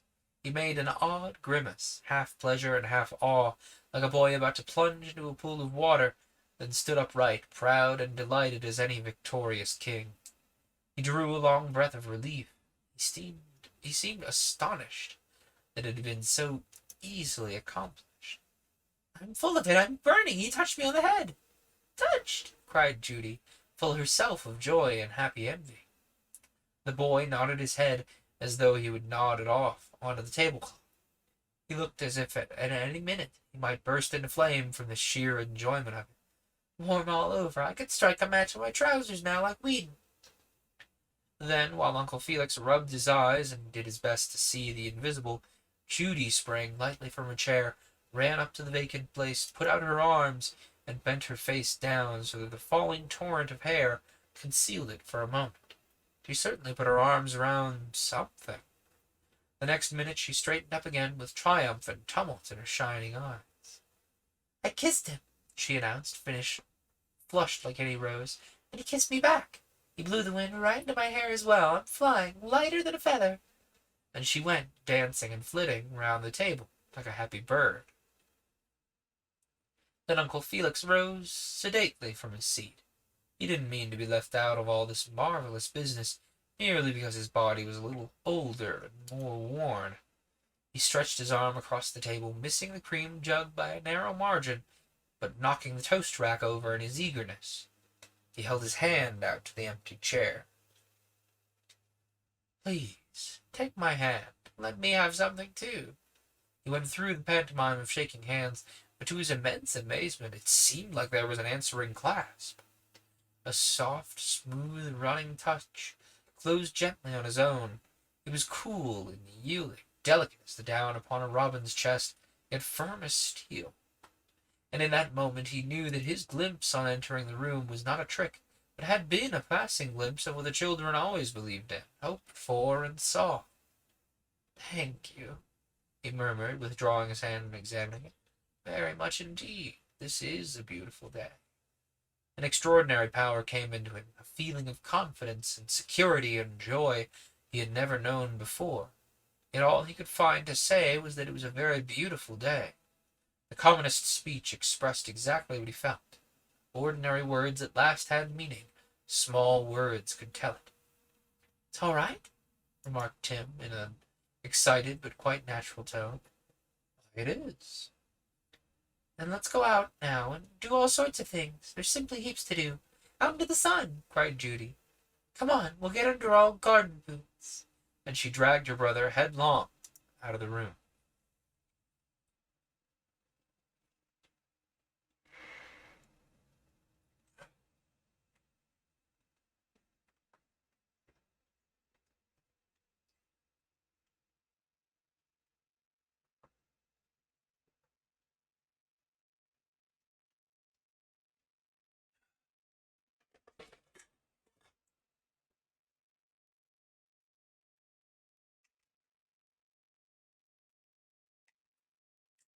We've got about 15 minutes before we usually start taking intermission.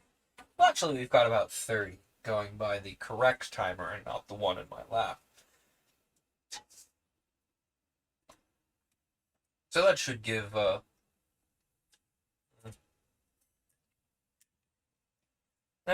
plenty of time for this next chapter, which is The Stranger Whose Wonder 2. And Uncle Felix moved forward into the pool of sunlight that blazed upon the faded carpet pattern.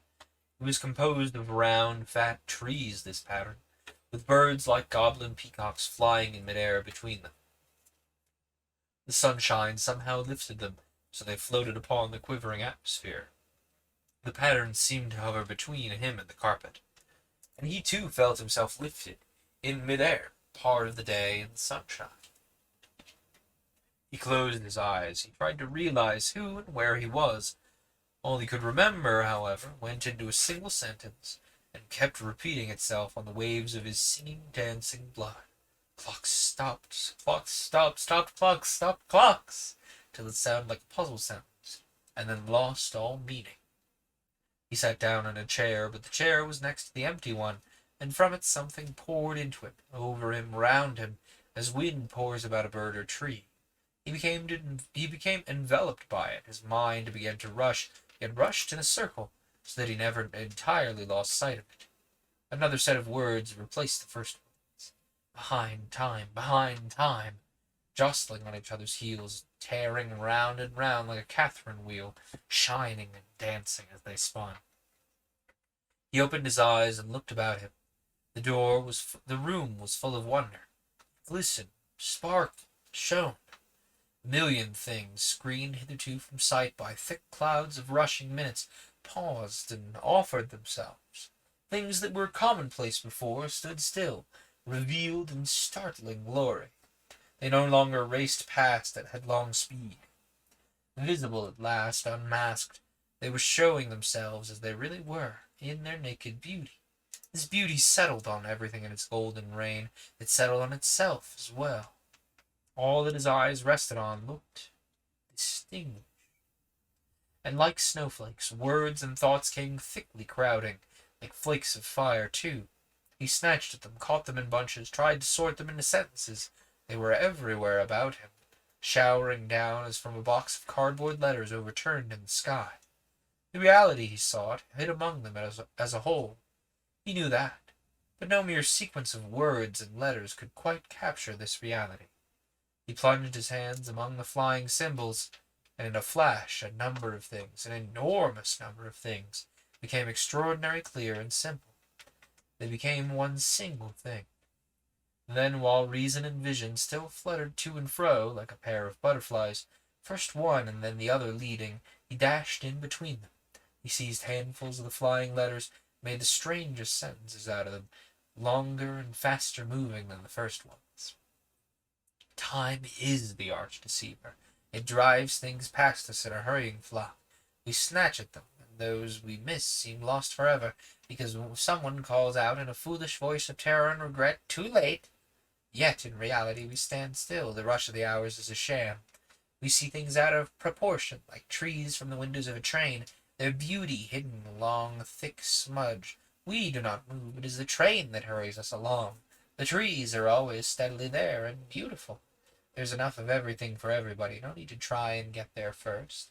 To hurry is to chase your tail, which someone has suggested does not belong to you. It can never be captured by pursuit. But pause, stand still. It instantly presents itself, twitches its tip, and laughs. I've been here all the time. I'm part of you. He turned toward the empty chair and smiled. The smile, he felt, came marvelously back to him from the sunshine and the world of open sky and trees beyond. There was someone there who smiled, invisibly. You're quite real. The letters danced instantly into new sentences. You're so awfully close to me, so close I can't see you. He felt the invisible stranger suddenly, as real as that. There was only one thing to see, only one thing everywhere. The beauty of the discovery put reason entirely and utterly to flight. But that one thing was hiding. The stranger concealed himself. He hid on purpose. He wanted to be looked for, found. And the heart grew warm or cold accordingly. When it was warm, that mysterious anticipation stirred that someone was coming. And Uncle Felix, sitting in the sunlight of their breakfast room, understood that the entire universe formed a conspiracy to hide him. Someone indeed had come, slipped into the gorgeous and detailed clothing of the entire world as easily as birds and trees slip up into their own particular clothing, planning with time to hide him, wanting to play a little, to play at hide and seek. Let them all look for me. I'm hiding. Yet so few would play. Instead of coming out to find him where he hid so simply in the open, they built severe and gloomy edifices, invented rules of the game by which each could prove himself right and all the others wrong. Oh, dear. And all the time he hid there in the open before their very eyes. In the wind, the stream, the grass, in the sunlight and the song of birds, most especially behind little careless things that took no thought, waiting to play and let himself be found, while songs and poems and fairy tales, even religious too, cried endlessly across the world, "Look and you'll find him." There was only one thing to say: search in the open. He hides there. Everything became clear and simple. One thing. Life was a game of hide and seek. There were obstacles placed in the way on purpose to make it more entertaining. One of them was time, but everything was one thing, and one thing only. A peacock and a policeman were the same. So were an elephant and a violet, an uncle and a bee, a purple emperor and a child like Tim or Judy. All did, said, lived, and lived one and the same thing only. They looked different because one looked at them different. Smiling happily to himself as the letters grouped themselves swiftly into these curious sentences, he heard the birds singing in the clean, great sky, and it seemed to him that the stranger blew softly upon his eyes and hair. The sentences instantly telescoped. "Come, look for me. There's no hurry. Life's just begun." And he barely had time to realize that the entire complicated mess of them had, after all, only this one thing to say, when the returning children, bursting into the room, scattered his long reverie, and the last cardboard letter disappeared like magic into empty space. "Where is he?" cried Tim at once, staring impatiently about him. There was rebuke and disappointment in his eyes. "Uncle, you've been arguing. He's gone." Judy was equally quick to seize the position of affairs. "You frightened him. You frightened him away.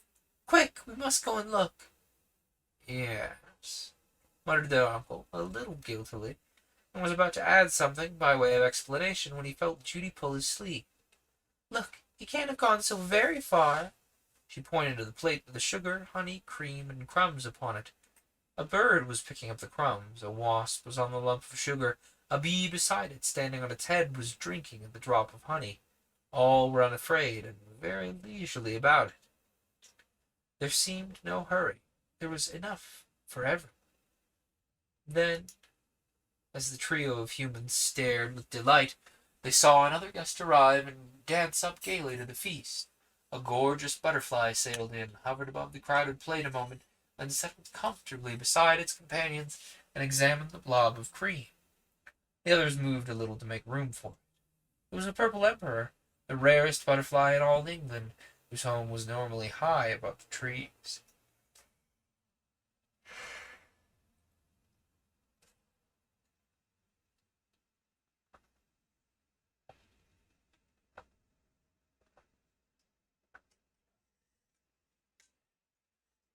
"Of course," Judy whispered to her brother as she watched the bee make room for its larger neighbor. "They belong to him." "He sent them," implied Tim below his breath, "just to let us know." "Yes," mumbled Uncle Felix for the second time, a soft amazement stealing over him. "He brought them, and they're all the same thing, really." There was the perfume of 1,000 flowers in the room. A faint breeze floated through the open window and touched his eyes as he heard the world outside singing in the sunshine. "Come along," he said in a low, hushed whisper. "Let's go and look." And he moved eagerly over the tree in peacock pattern. They tiptoed out together, while the bird cocked up its head to watch them go. The bee, still drinking, raised its eyes, and all four fluttered their wings as though they laughed. They seemed to say, "There's no hurry. We're all alive together. There's enough for all. No need to get there first." They knew. The golden day lay waiting outside with overflowing beauty, and he who had brought them in stood just behind the beauty that hid and covered them. When they had eaten and drunk, they, too, would come and join the search. Exceedingly beautiful they were, the shy grace of the dainty bird, the brilliant wasp in gold and black, the soft brown bee, the magnificent purple emperor, fresh from the open spaces down the windy forest, all said the same big, joyful thing: "We're alive. No hurry." The trio flew down the passage, took the stairs in leaps and bounds, raced across the hall to where the back door, standing open, was framing the lawn in gold in a blaze of sunshine. And as Uncle Felix followed, half dancing like the other two, he saw a little thing that vaguely reminded him of another thing. The memory was vague and far away.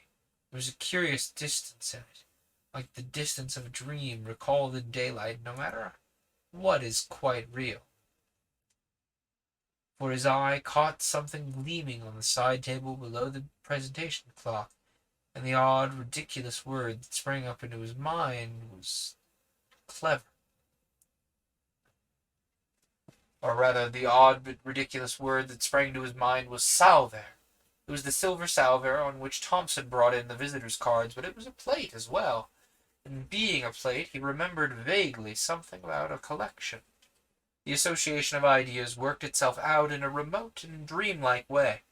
He felt in his pocket for a shilling, a sixpence, or a threepenny bit, and wondered for a second where the big, dark building was to which all this belonged. Something was changed, it seemed. His clothes, this dancing sunshine, joy and laughter. This world was new. What could it mean? No bells are ringing, flashed back the flying letters in a spray. He was on the point of catching something by the tail when he saw the children waiting for him on the sunny lawn outside. He ran out instantly to join them. They'd noticed nothing odd, apparently. It never even occurred to them. And in himself, the memory dived away, its very trail obliterated as though it had not been seen. For this was Sunday morning, yet Sunday had not happened.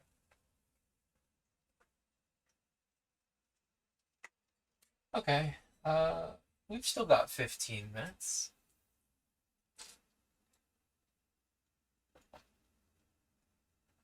I think we've got time for chapter 3. Knowing you?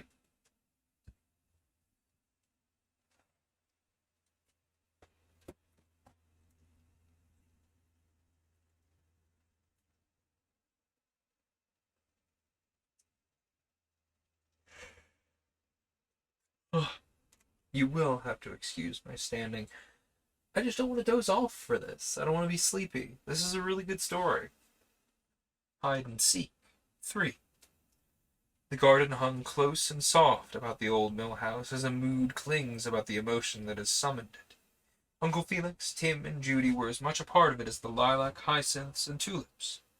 Any minute, it seemed, the butterflies and bees and birds might settle on them too.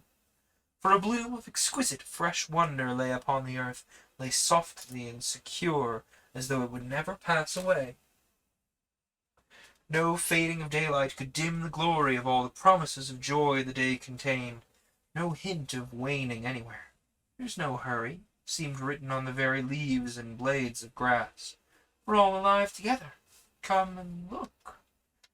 The garden, lying there so gently in its beauty, hid a secret.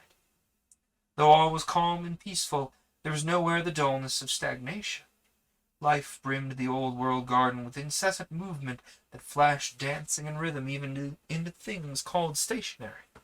The joy of existence ran riot everywhere without check or hindrance. There was no time to pause and die.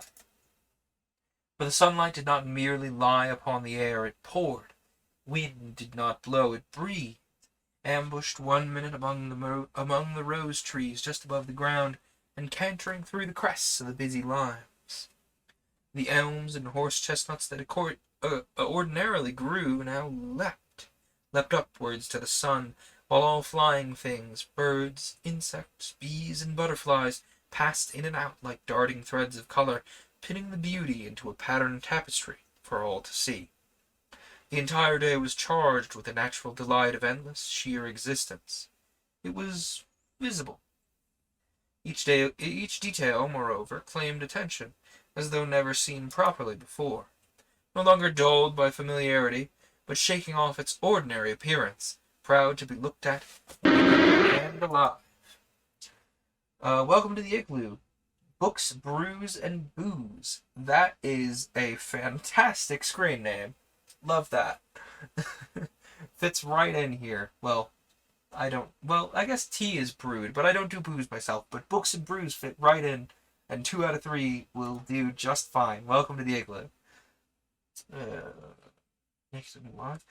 The rivulet ran on, but did not run away. The gravel paths, soft as rolled brown sugar, led somewhere, but led in both directions, each of them inviting. The blue of the sky did not stay up there and far away, but dropped down close in myriad flakes, lifting the green carpet of the lawn to meet it. The day seemed like a turning circle that changed every moment to show another aspect of its gorgeous pattern, yet while changing only turned, unable to grow older or to pass away. There was something real at last, something that could be known, enjoyed, something of eternity about it. It was real. "Wherever has he got to?" exclaimed Judy, trying to pierce the distances of earth and sky with distended eyes. "He can't be very far away, because I kissed him." Tim, sitting beside her on the grass, felt the exquisite mystery of it too. It was marvelous that anyone could vanish in such a way. But he hesitated too. He felt uncertain about something.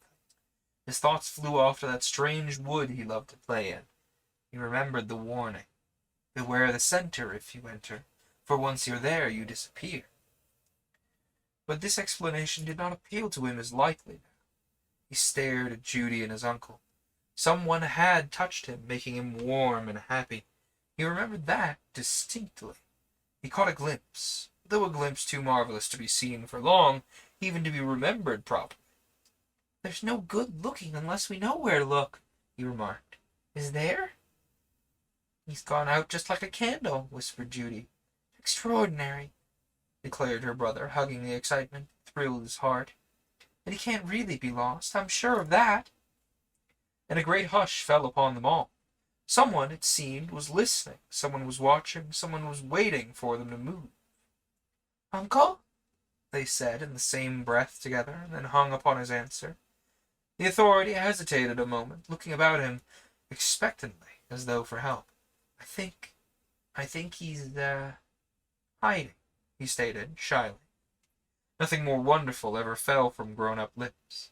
They'd heard it said before, but only said. Now they realized it. "Hiding?" They stood up. They could see further that way. They waited for more detail before showing their last approval.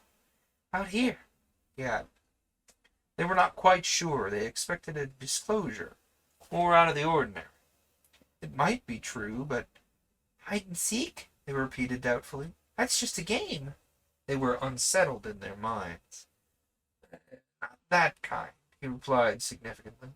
"I mean the kind the rain plays with wind and leaves, the stream with stones and roots upon its bank, the rivers with the sea. That's the kind of hide and seek I mean." He chose instinctively watery symbols, and his tone conveyed something so splendid and mysterious it was impossible to doubt or hesitate a moment longer. "Oh!" they exclaimed. "Never ends, you mean?" "Goes on forever and ever and ever. The moment the river finds the sea, it disappears, and the sea starts to look. And the wind never really finds the clouds, and the sun and the stars." "We know," they shouted, cutting his explanations short. "Come on, then. We've got the hunt of our lives before us." And they began to run about in a circle, like an animal trying to catch its tail. "I have been drinking water. Not as much as I should be, darling. Thank you."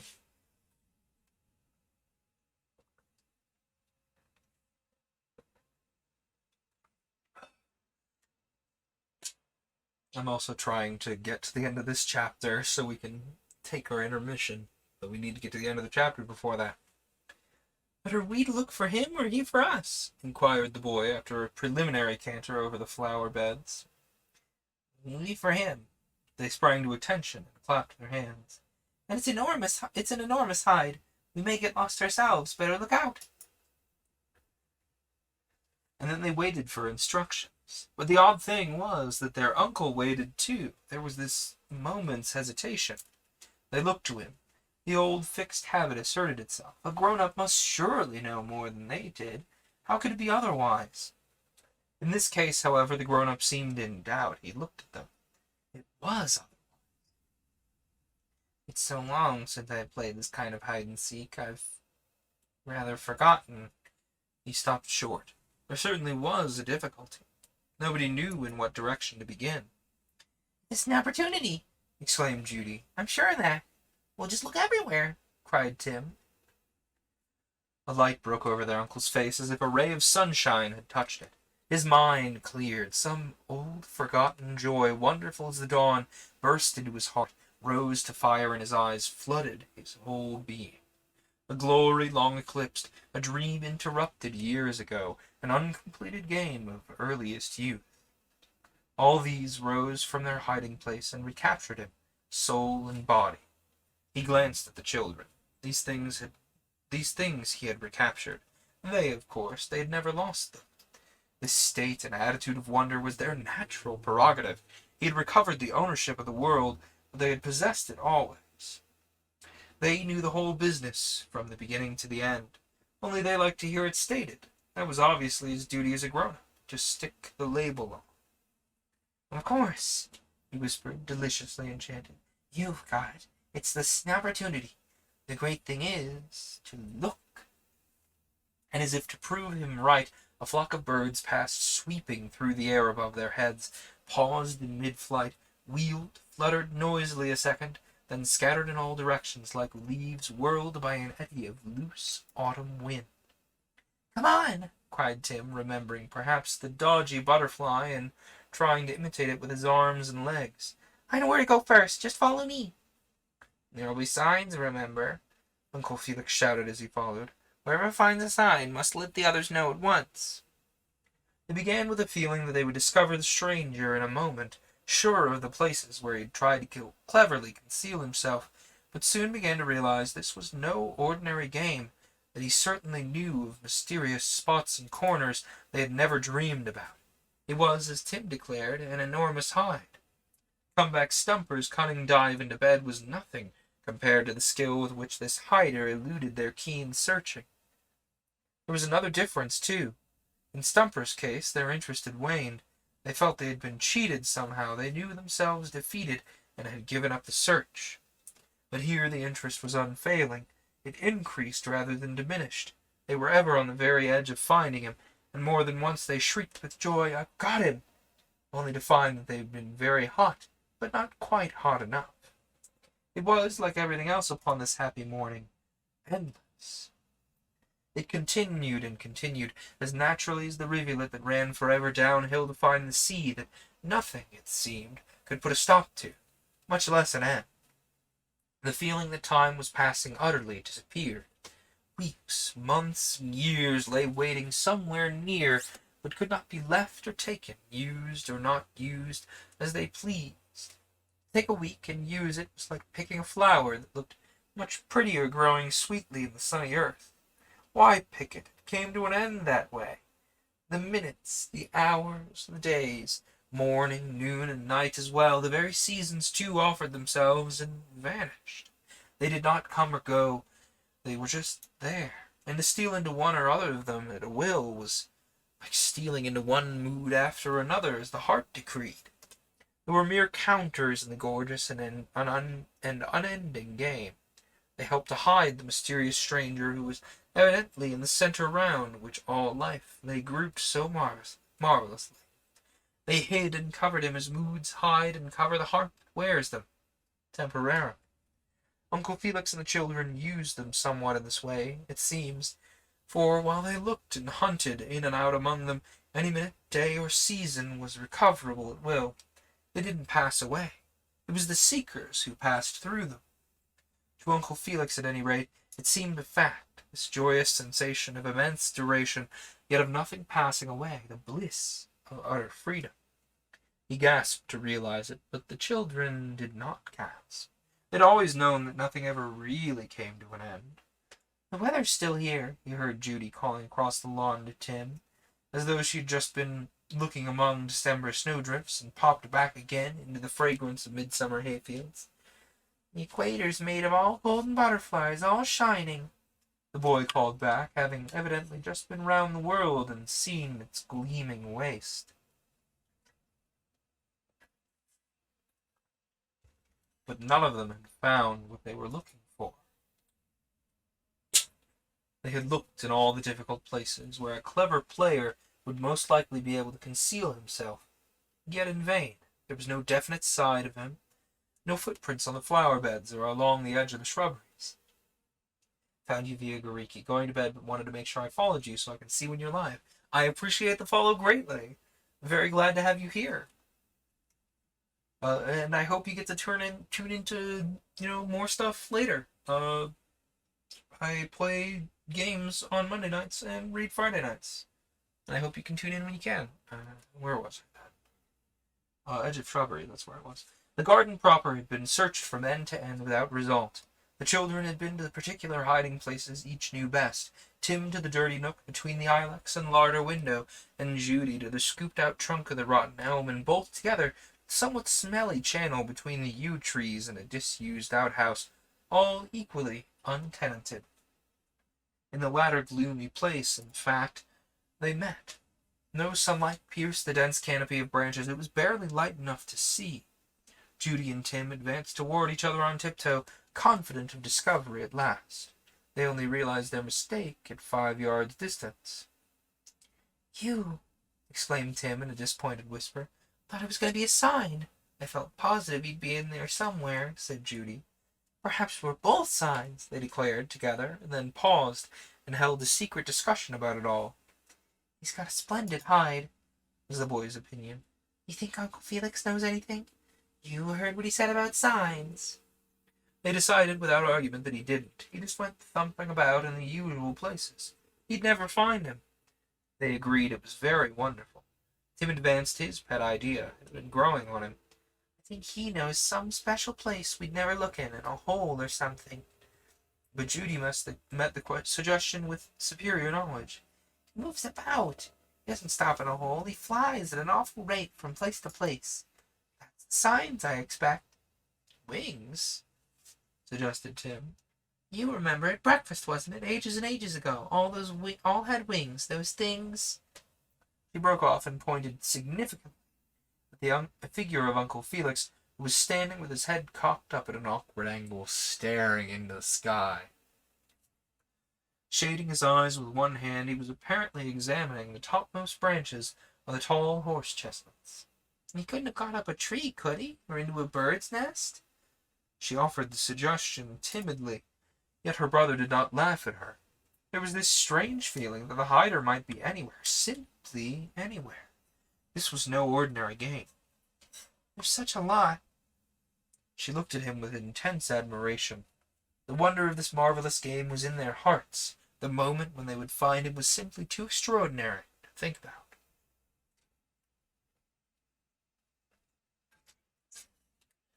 Judy moved a step closer in the darkness. "Can he get small then? Like that?" But the question was too much for Tim. "Anyhow he gets about, doesn't he?" was the reply, the vagueness of uncertain knowledge covering the disappointment. "There's simply millions of trees and nests and rabbit holes all over the place." They were silent for a moment. Then Judy asked, still more timidly, "I say, Tim." "Well?" "What's he really look like? I can't remember quite. I mean, shall we recognize him?" Tim stared at her. "My dear," he gasped, as though the question almost shocked him. "Why, he touched me. On the head. I felt it." Judy laughed softly. It was only that she wanted to remind herself of something too precious to be forgotten. "I kissed him," she whispered, a hint of triumph in her voice and eyes. They stood staring at one another for a little while, weighing the proofs just given. Then Tim broke the silence with a question of his own. It was the result of this internal reflection. It was the unexpected sort of question. "You know what it is we want?" "I do," he added hurriedly, lest she should answer first. "What?" she said, seeing from his tone and manner that it was important. "We shall never, never find him this way," he said decisively. "What?" Tim lowered his voice. "And what we want," he said with the emphasis of a true conviction, "is a leader." Judy repeated the word after him immediately. It was obvious. Why hadn't she thought of it herself? "Of course. That's it exactly. A leader." We're both looking wrong somewhere, her brother added, and they both turned their heads in the direction of Uncle Felix, who was still standing on the lawn in a state of bewilderment, examining the treetops. He expected something from the air, it seemed. Perhaps he was looking for rain. He loved water so. But he evidently was not a proper leader. He was even more bewildered than themselves. He, too, was looking wrong somewhere, somehow. They needed someone to show them how and where to look. Instinctively, they felt their uncle was no better at this mighty game than they were. If only somebody who knew and understood, a leader, would turn it. And it was just then that Judy clutched her brother by the arm and said in a startled whisper, "Hark!" And so they did hark. Through the hum of leaves and insects that filled the air this sweet June morning they heard another sound, a voice that reached them even here beneath the dense roof of shrubbery. They heard words distinctly, though from far away, rising, falling, floating across the lawn, as though someone as yet invisible were singing to himself. For it was the voice of a man, and it certainly was a song. Moreover, without being able to explain it exactly, they felt that it was just the kind of singing that belonged to this kind of day. It was right and natural, a fresh and windy sound in the careless notes, as though it was almost a bird that sang. So exquisite was it that indeed they listened spellbound without moving, standing hand in hand beneath the dark bushes. And Uncle Felix had evidently heard it too, for he turned his head. Instead of examining the treetops, he peered into the rose trees just behind him, both hands held to his ears to catch the happy song. There was both joy and laughter in the very sound. My secret's in the wind and open sky. There is no longer any time to lose. The world is young with laughter. We can fly among the imprisoned hours as we choose. The rushing minutes pause, an unused day breaks into dawn and cheats the tired sun. The birds are singing, "Hark, come out and play." There is no hurry. Life has just begun. The voice died away among the rose trees, and the birds burst into a chorus of singing everywhere, as if they carried on the song among themselves. Then, in its turn, their chorus also died away. Tim looked at his sister. He seemed about to burst, if not into song, then into about 1,000 pieces. "A leader!" he exclaimed, scarcely able to get the word out in his excitement. "Do you hear it?" "Tim!" she gasped, and they flew out, hand in hand still, to join their uncle in the sunshine. "Found anything?" he greeted them before they could say a word. "I heard someone singing, a man or something, over there among the rose trees." "And the birds? Did you hear them?" "Uncle!" cried Tim with intense conviction. "It's a sign! I do believe it's a sign!" "That's exactly what it is," a deep voice broke in behind them. "A sign, and no mistake about it either." All three turned with a start. The utterance was curiously slow. There was a little dragging pause between each word. The rose trees parted, and they found themselves face to face with someone whom they'd seen twice before in their lives, and who now made his appearance for the third time, therefore. The man from the end of the world. Tramp. Okay, before we dive into this next chapter, The Leader 4, we will be taking a short intermission, as is tradition around here. Give me just a moment. I have to type this by clicking buttons on my screen because the replacement keyboard for Lappy has not come in. Okay, we will be right back. Essentially all this amounts to is a short break, and I offer this is a great time for you to have a short break as well. Stretch things out if you've been sitting, hydrate if you haven't been drinking any water, take care of your necessary medications if you've got them, definitely pet your pets for me, and take care of, things around the house and all that. We'll be back as soon as possible, usually around 15 minutes in the live audience. Unfortunately, the BRB gets to be silent this time around, because I don't think I can manage to cue up the nice BRB music without a keyboard. So, I will be back as soon as I feasibly can be. It's usually around 15 minutes as stated. But keep one eye on the screen. Keep one ear out for my lovely voice. I will unmute the mic when I come back. See you all in a few.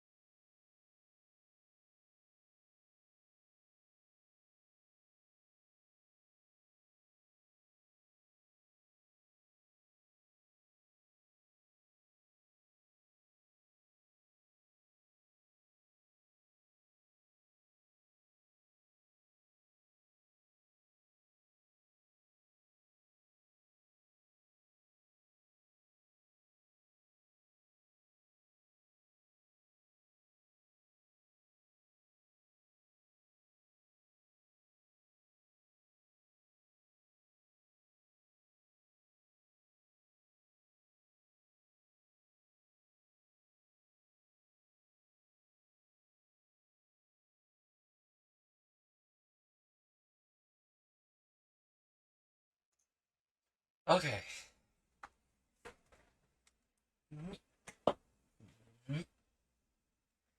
Alright, everything's good. Everything's fine. Everything's pleasant. Library yarked up a hairball, as I said in chat. But everything's fine now. I fixed it. He has been getting better about that lately, to be honest. I think me giving him the brushu has helped a ton. Oh, you wanna come sit on Papa's lap? Come on. Come say hi to the people. They don't want to see your butt though. Rotate. Here we go. Alright, let's dive into chapter 4. This is like a second part of some kind, or maybe they've divided the chapters in the extra day away from the main chapters. I think that's what's actually happening. Anyway, extra day chapter 4, The Leader. He was a ragged-looking being, yet his loose, untidy clothing became him so well that his appearance seemed almost neat. It was certainly natural. He was dressed in the day, the garden, the open air. Judy and Tim ran up fearlessly and began fingering the bits of stuff that clung to him from the fields and ditches. In his beard were some stray rose leaves and the feather of a little bird. The children had an air of sheltering against a tree trunk. Woodland creatures, mice or squirrels chattering among the roots, or birds flown in to settle on a hedge. They were not one whit afraid, for nothing surprised them on this marvelous morning. Everything that happened they just accepted. "He's shining underneath," Judy whispered in Tim's ear, cocking her head sideways so she could catch her brother's eye and at the same time feel the great comfort of the new arrival against her cheek. "And awfully strong," was the admiring reply. "Bless you, Magnus." "So soft, too," she declared, though whether of mind or body was not itemized. "Like feathers. And he smells delicious," affirmed Tim, "like hay and rabbits." Each child picked out the quality the heart desired and approved. Almost, it seemed, each felt him differently. Yet, although not one whit afraid, they whispered. Perhaps the wonder of it choked their utterance a little. The tramp smiled at them. All four smiled. The way he had emerged from among the rose trees made them smile. It was as natural as though he had been there all the time, growing out of the earth, waving in the morning air and sunlight. There was something simple and very beautiful about it. Perhaps that made them smile. Then Uncle Felix, whom the first shock of surprise had apparently deprived of speech, found his voice and observed, "Good morning to you, good morning." The little familiar phrase said everything in a quite astonishing way. It was like a song. "Good morning," replied the tramp. "It is. I was wondering how long it would be before you saw me." This is not the right accent. The tramp has a little bit more of a drawl. There we go. "Of course," said Judy and Tim in the same breath.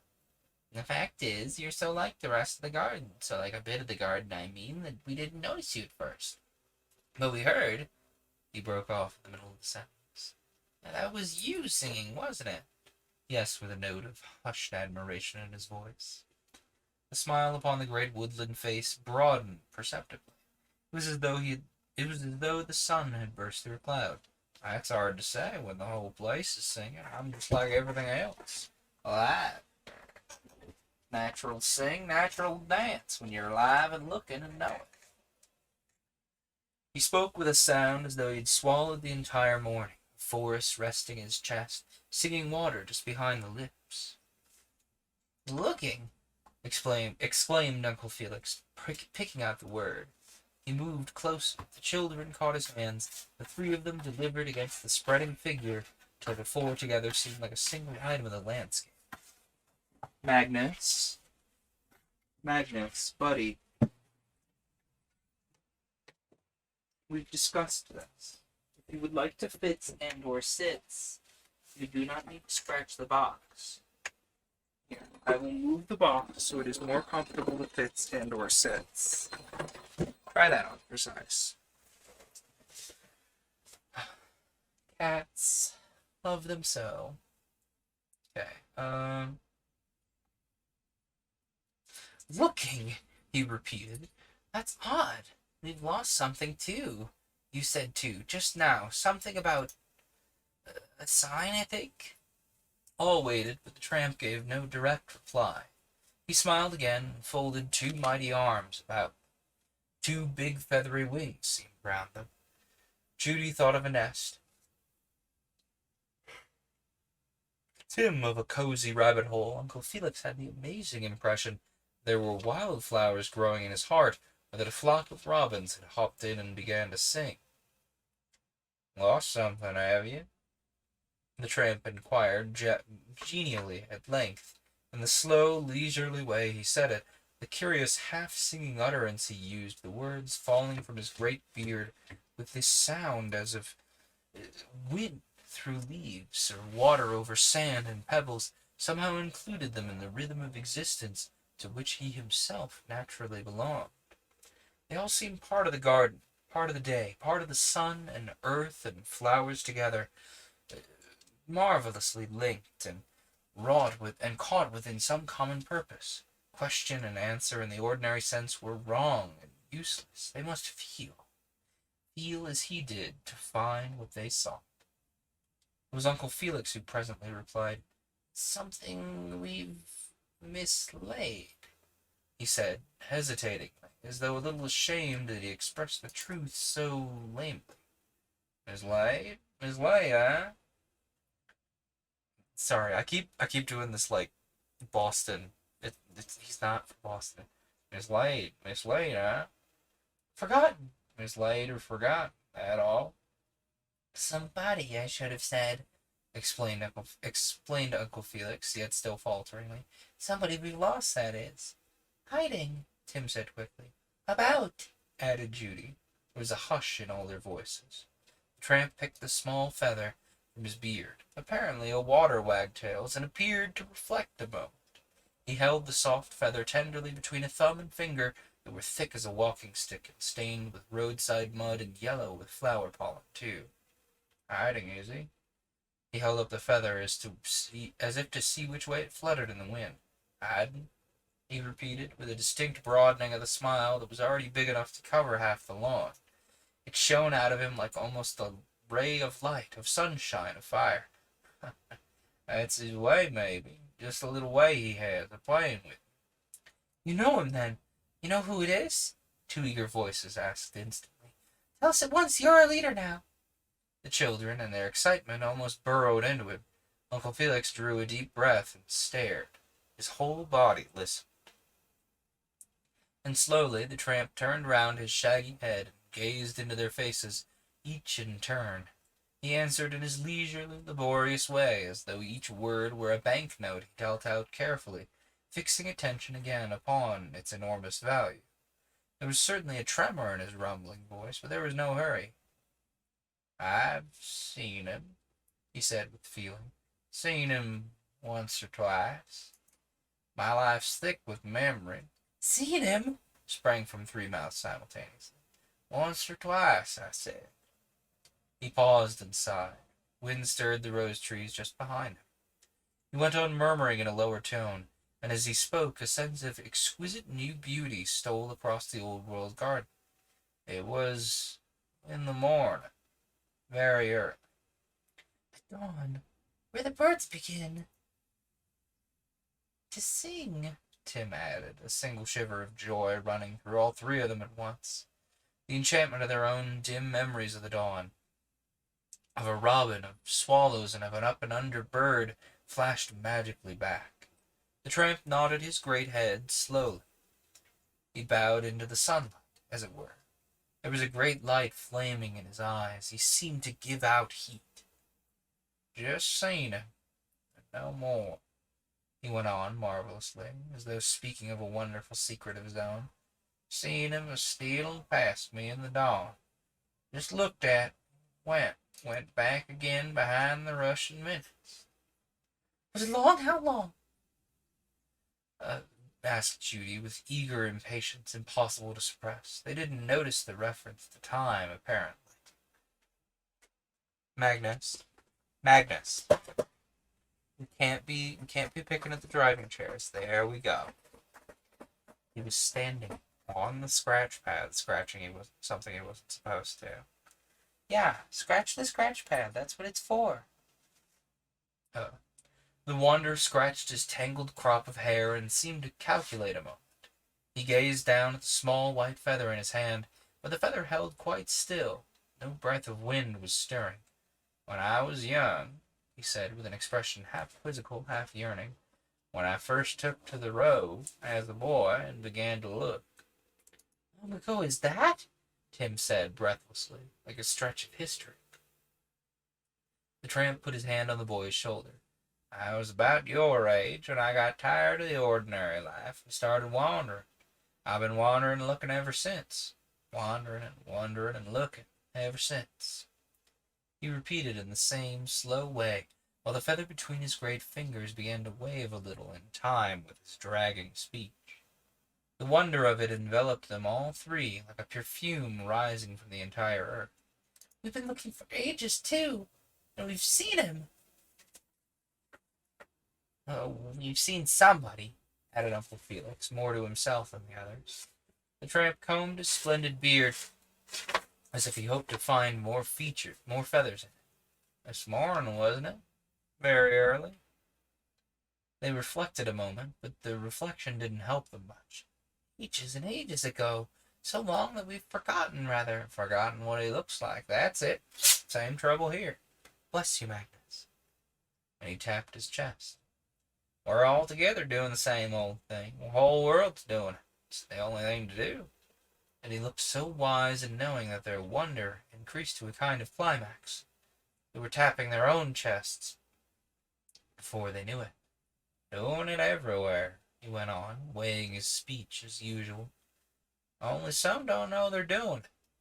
He looked significantly into their shining eyes, then finished with a note of triumph in his voice. "We do." "Hooray! We can all start looking together now!" cried Tim. "Maybe," agreed the wanderer, very sweetly for a tramp, they thought. They glanced at their uncle, first for his approval. The tramp glanced at him too. His face was flushed and happy, the eyes very bright, but there was an air of bewilderment about him too. He nodded his head and repeated in a shy, contented voice, as though he surrendered himself to some enchantment too great to understand. "I think so. I hope so. I wonder." "We've looked everywhere already," Tim shouted by way of explanation, when the tramp cut him short with a burst of rolling laughter.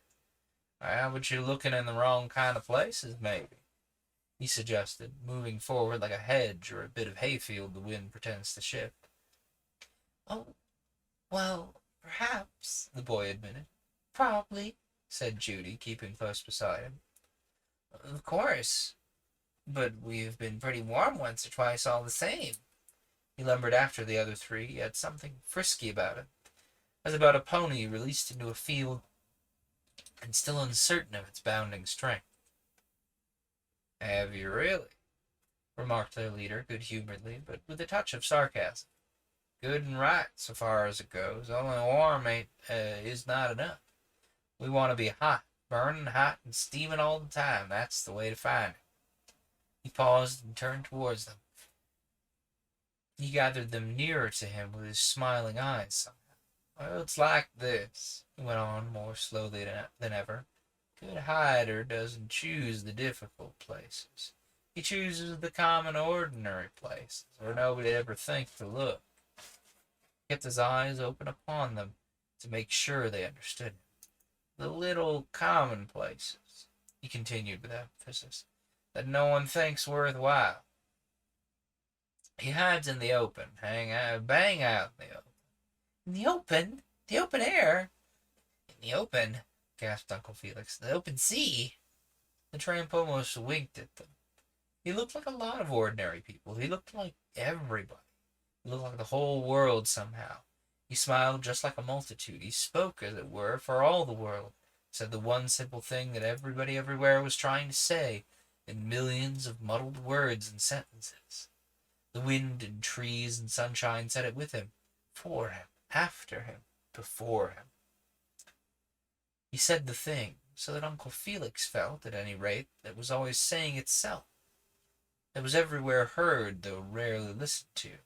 But according to the children, the thing they knew and believed already. Only it was nice to hear it stated definitely. They felt. and the tide of enchantment rose higher and higher. In a tide of flowing gold it poured about all three. "Well, that's it," the tramp continued, as though he had not noticed the rapture his very ordinary words had caused. "Sea and land and air together. More than that, he had deep and beautiful." Deeply and beautifully," murmured the writer of historical novels, all of them entirely forgotten now.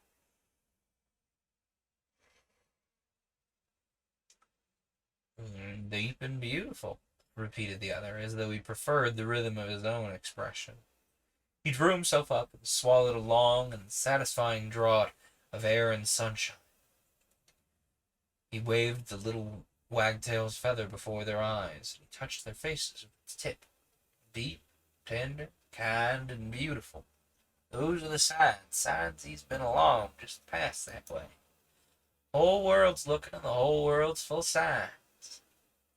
For a moment all stood still together, like a group of leafy things a passing wind has shaken, then left motionless.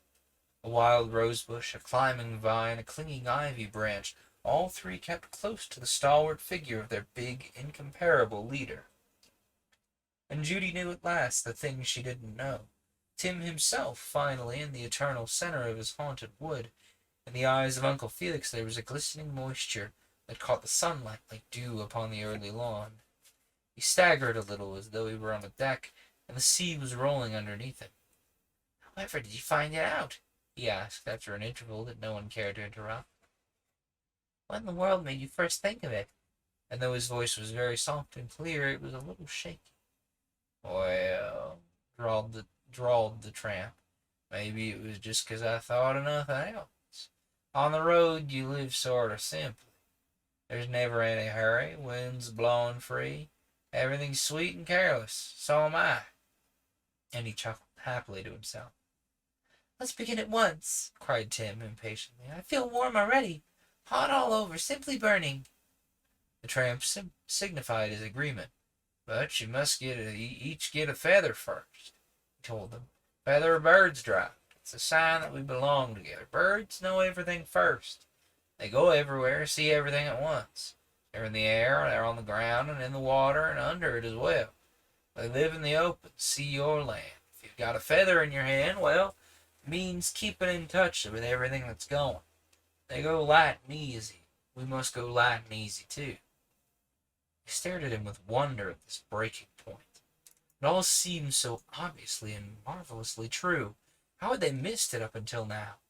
"Go on, get a feather, and then we can begin to look at once."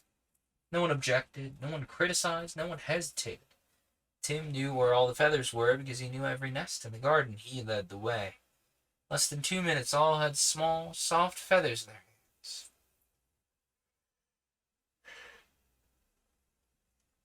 "Now we'll begin to look," the tramp announced. "It's the loveliest game on earth, and the only one. It's hide and seek behind the Russian minutes. And remember," he added, holding up a finger and chuckling happily, "there's no hurry, wind's blowing free, sun's warm, everything's sweet and careless. So are we." Okay, let me check something before we dive into the next chapter. 1, 2, 3, 4, 5, 6, 7, 8, 9, 10. We have 10 chapters left. So I'm going to get through this one and the next one. And then we'll leave the other 8 for next week. How's that sound?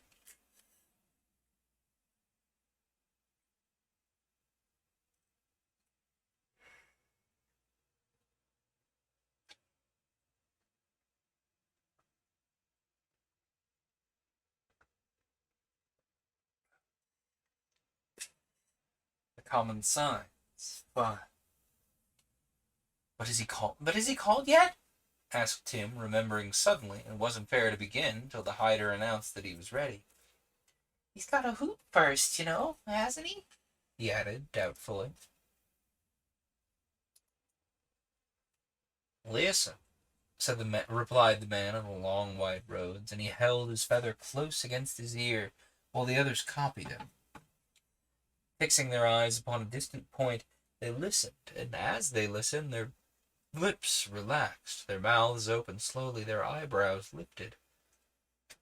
They heard, apparently, something too wonderful to be believed. To Uncle Felix, still fumbling in his mind among unnecessary questions, it seemed that the power of hearing had awakened for the first time, or had else grown of a sudden extraordinary, or else had grown, all of a sudden, extraordinarily acute. The children merely listened and went, "Oh!" The sound they heard was familiar, though never fully understood till now. For him it was, perhaps, the recovery of a power he had long forgotten. At any rate, he heard. For the air passed through the tiny fronds of the feather, through the veined web of its delicate resistance, round the hollow stem, and across the fluffy breadth of it, with a humming music as of wind among the telegraph wires, only infinitely sweet and far away. There were several notes in it, a chord, the music that accompanies all flying things, even a butterfly or a settling leaf, and ever fills the air with an impressed melody, or unguessed melody, rather. It opened their power of hearing to a degree as yet undreamed of, even by the all-believing children. Their feathers became wee, accurate tuning forks for all existence.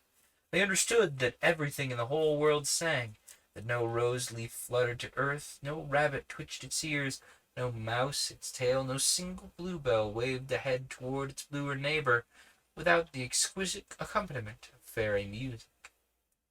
"Now listen, listen," the tramp repeated softly from time to time. "Listen, and you'll hear him calling." And this fairy humming, having so marvelously attuned their hearing, then led them on to the larger, louder sounds. They pricked their ears up, as the saying goes. They noticed the deeper music everywhere. For the morning breeze was rustling and whispering among the leaves and blades of grass with 1,000 happy voices. It was the ordinary summer sound of moving air that no one pays attention to. "Oh dear!" exclaimed Uncle Felix. "I hadn't noticed it." He felt ashamed. He who had taught them the beauty of the self-advertising night wind had somehow missed and overlooked the wonder, the searching, yearning beauty of this meek, incomparable music, because it was so usual. For the first time in his life he heard the wind as it slipped between the leaves, shaking them into rapture. "And that," laughed the tramp, cocking his great head to catch the murmur of the stream beyond the lawn, "the dust of furniture and houses ain't blocked your ears too thickly." They stopped to listen. "Like laughter, in it? Singing and laughter mixed together?" They straightened up again, too full of wonder to squeeze out any words. "It's everywhere. These calling voices. Is that where you got your song from?" "Well, it's everywhere and always," replied the other evasively. "Birds get their singing from it. They get everything first, of course, then pass it on. Whole world's music comes from that, though there's nothing to touch the singing of a bird. He's calling everywhere and always," he went on, as no one contradicted or ventured upon any other questions. "Well, only what you've got to listen close. He calls soft and beautiful. He doesn't shout and yell at you." Soft and beautiful, yes," repeated Uncle Felix below his breath. "The small, still voices of the air and earth." And as he said it, they caught the murmur of a little stream. They heard singing in the air as well.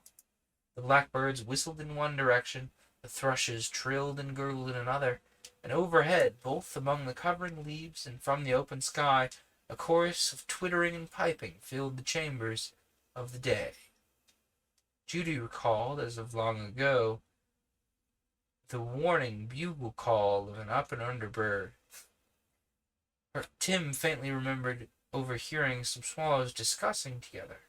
Uncle Felix saw a robin perched against a sky of pearly gray at the end of an interminable corridor that stretched across whole centuries. Then, close behind the pair of the three of them, a bumblebee, rather, golden fly and a company of some summer ghosts went by, booming, trumpeting, clinging a tiny carillon of bells. or clinging like a tiny caravan of bells, respectively. Hark and listen, exclaimed the trump, with triumph in his voice, looking down at Tim particularly. Oh, he's calling all the time. It's one of those little ordinary sounds that give you the hints. It's an enormous height. I need to look forever and ever. I can hear everything in the world now. Signs, said Uncle Felix after a pause. This time he did not make a question of his distraught, but merely dropped the word, like a word of music, into the air.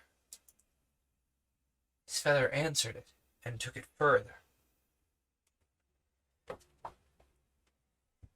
The tramp caught the word flying before it reached the ground. Deep, tender, kind, and beautiful, but above all, beautiful.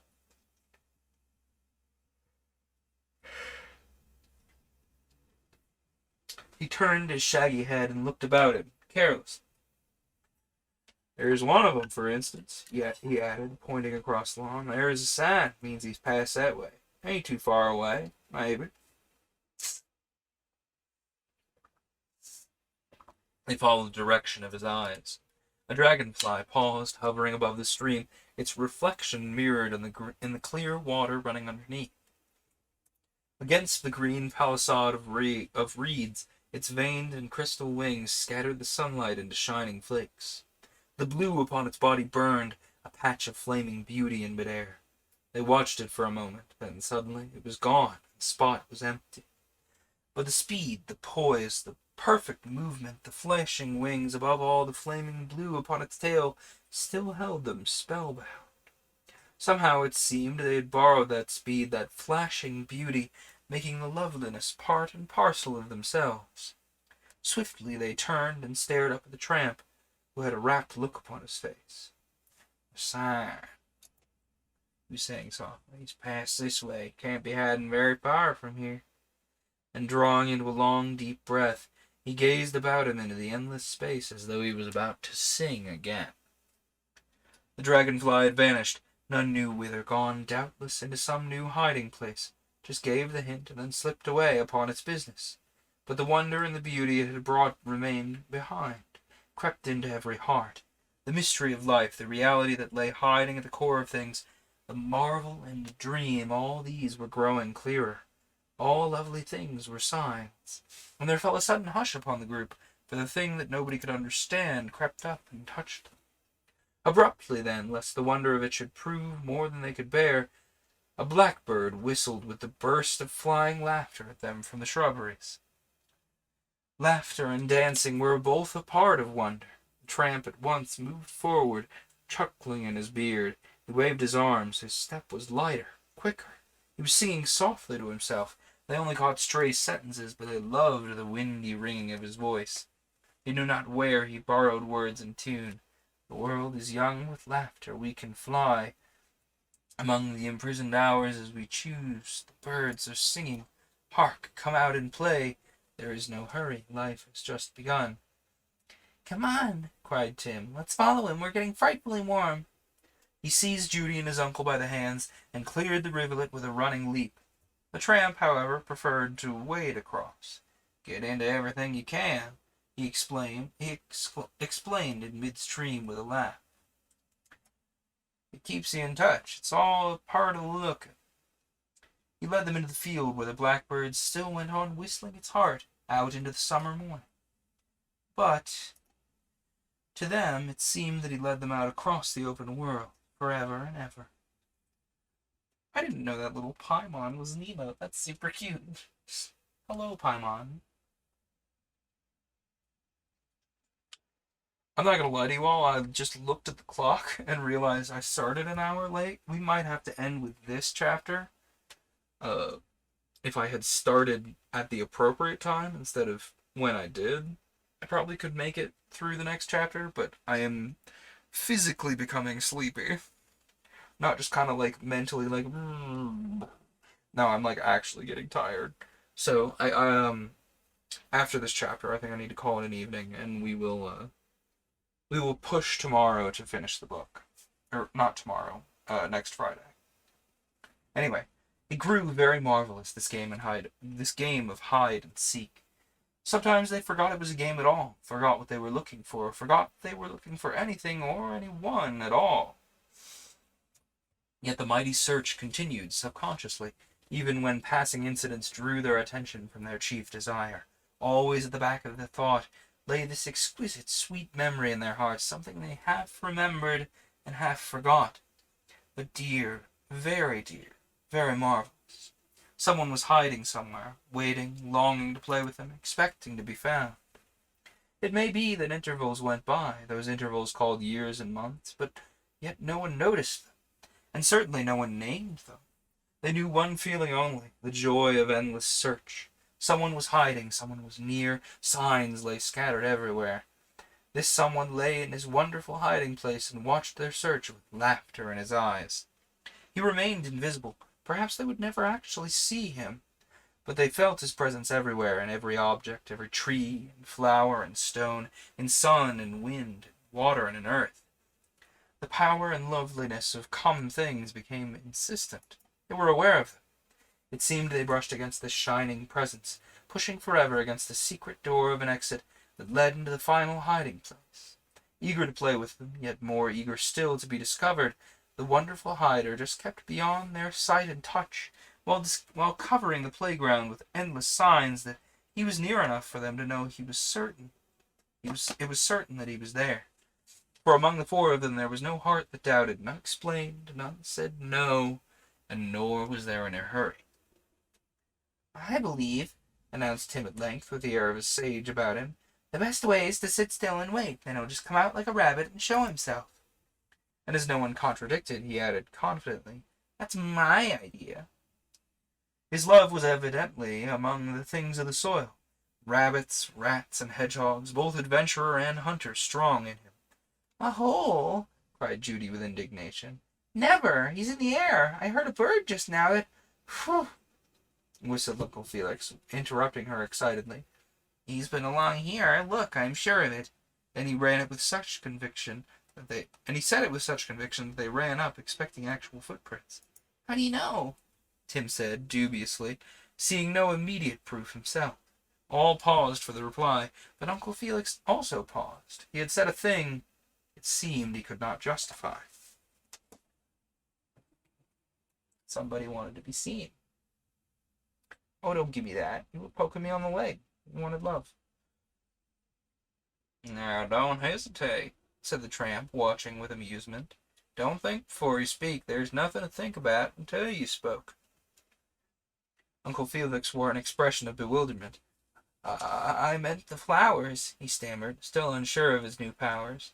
"Well, of course, didn't I tell you? Tender and beautiful, bang out in the open." "Then you're right, Uncle. They are signs. And you do like butter." And she danced away to pick the dandelions that smothered the field in gold. The tramp held out his feather like a wand. "They're our best signs, remember. Might as well pick a feather out of a living bird." "Oh!" And she pulled herself up sharply, a little flush running across her face, and the wind catching at her flying hair. She swayed a moment, nearly overbalancing owing to the interrupted movement, and looking for all the world like a young rose tree, her eyes two shining blossoms in the air. And then she dropped down and buried her nose among the crowd of yellow flowers. She smelt them audibly, drawing her breath in and letting it out again, as though she could almost taste and eat the perfume. "Now that's better," said the tramp, approvingly. "Smell, then follow." And he moved forward again with his dancing. Sorry, hang on. The library was trying to eat some plastic. He moved forward again with his dancing, happy step. "All the wild, natural things do it," he cried, looking back over his shoulder at the three who were on their knees with faces pressed down against the yellow carpet. "It's on the way to keep on the trail. Smell and then follow."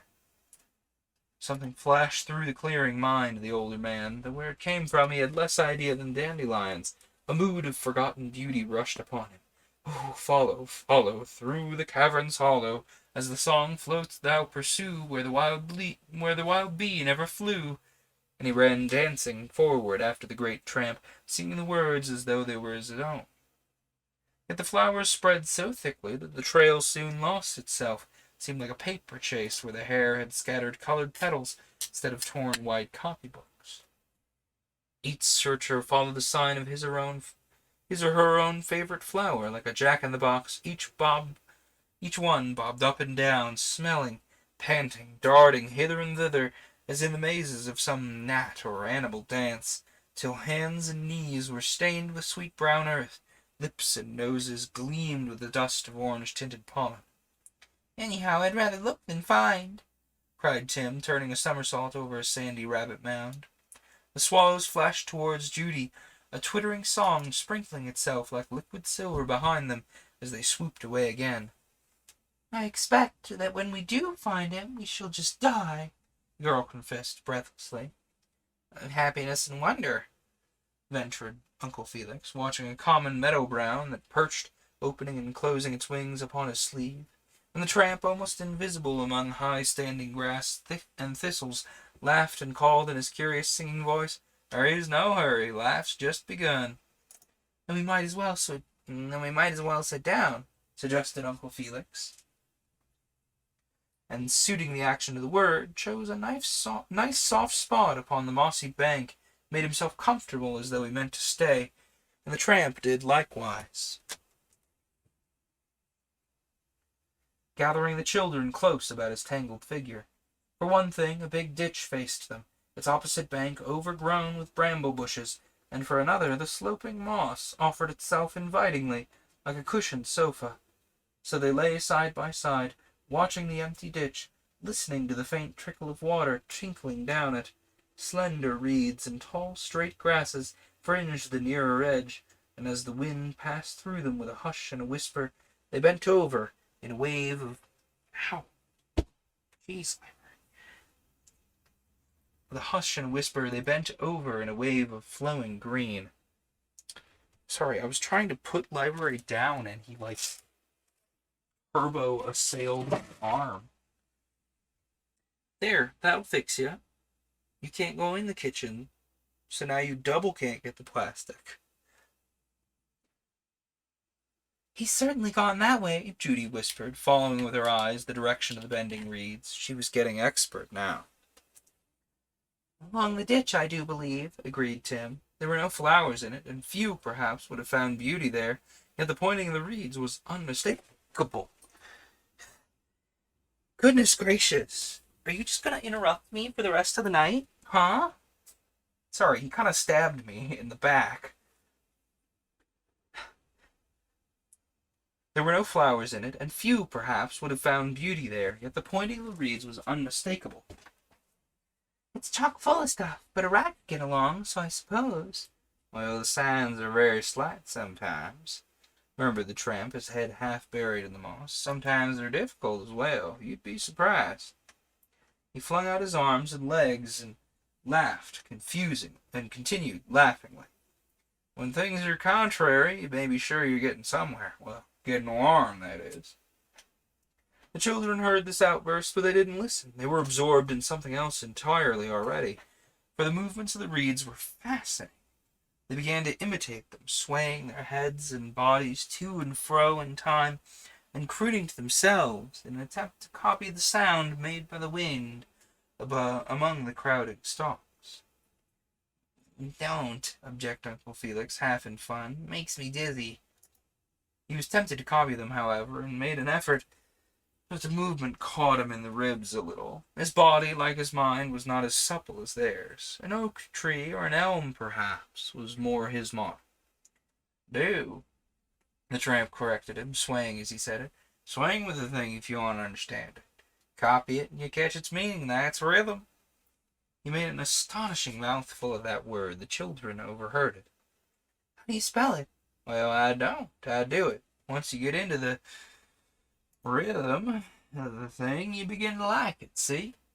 And he went on swaying his big shoulders in imitation of the rustling reeds. All four swayed together then, holding their feathers before them like little flying banners. More than ever they seemed things growing out of the earth, out of the very ditch. The movement brought a delicious, soothing sense of peace and safety over them. Earth, air, and sunshine all belonged to them, plenty for everybody. No need to get there first and snatch at the best places. There was no hurry. Life had just begun. They seemed to have dug a hole in space and curled up cozily inside it. Bless you, Magnus. They whispered curious natural things to one another. A wren settling on my hair, a butterfly on my neck, a mouse is making its nest in my trouser pocket. And the tramp kept murmuring in his voice, full of wind and water, I'm full of air and sunlight, floating in 'em, floating away. My secret's in the wind and open sky. There's no longer any time to lose. A bright green lizard darted up the sun-baked bank, vanishing down a crack without a sound, left a streak of fire in the air. A golden fly hovered about the tallest reed, then darted into another world, invisibly. Oh, bless you, Magnus. A second followed it, a third, a fourth, points of gold that pinned the day fast against the moving wall of green. A wren shot at full speed along the bed of the ditch, weaving its winding length together as upon a woven pattern. All were busy and intent upon some purpose common to the whole of them, and to everything else as well. Even the things that did not move were doing something. I say, they're covering up. They're hiding him better so we shan't find him. We've got too warm. How long they had been in that ditch when the boy exclaimed that, no one could tell. Perhaps a lifetime, or perhaps just an age only. It was long enough, at any rate, for the tramp to have changed visibly in appearance. He looked younger, thinner, sprightlier, more shining. He seemed to have shed a number of outward things that made him bulky. Bits of beard and clothing, several extra waistcoats, and every scrap of straw and stuff from the hedges that he wore at first. More and more he looked at Judy. He looked as Judy had seen him, ages and ages ago, emerging from the end of the tarpaulin on the rubbish heap at the end of the world. He sprang alertly to his feet at the sound of Tim's exclamation. The sunlit morning seemed to spring up with him.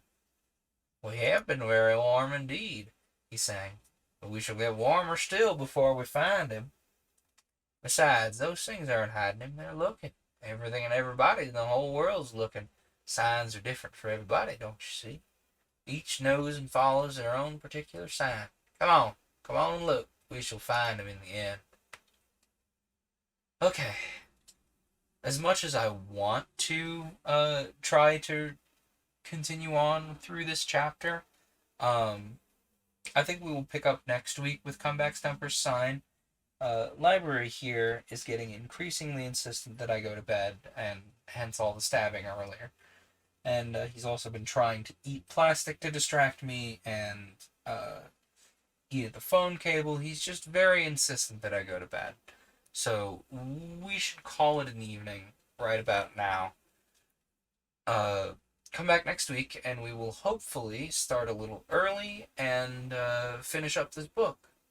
If not, I will leave an appropriately small chunk so that we can dig a little further into those H.G. Wells short stories after we finished up this book week after next. Either way, we're going to be playing some tabletop RPGs on Monday nights.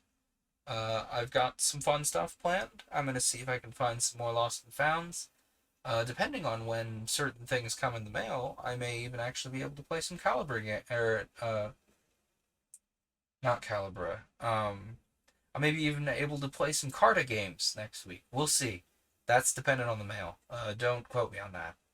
Either way, this has been Paper Cuts, and I hope it didn't sting.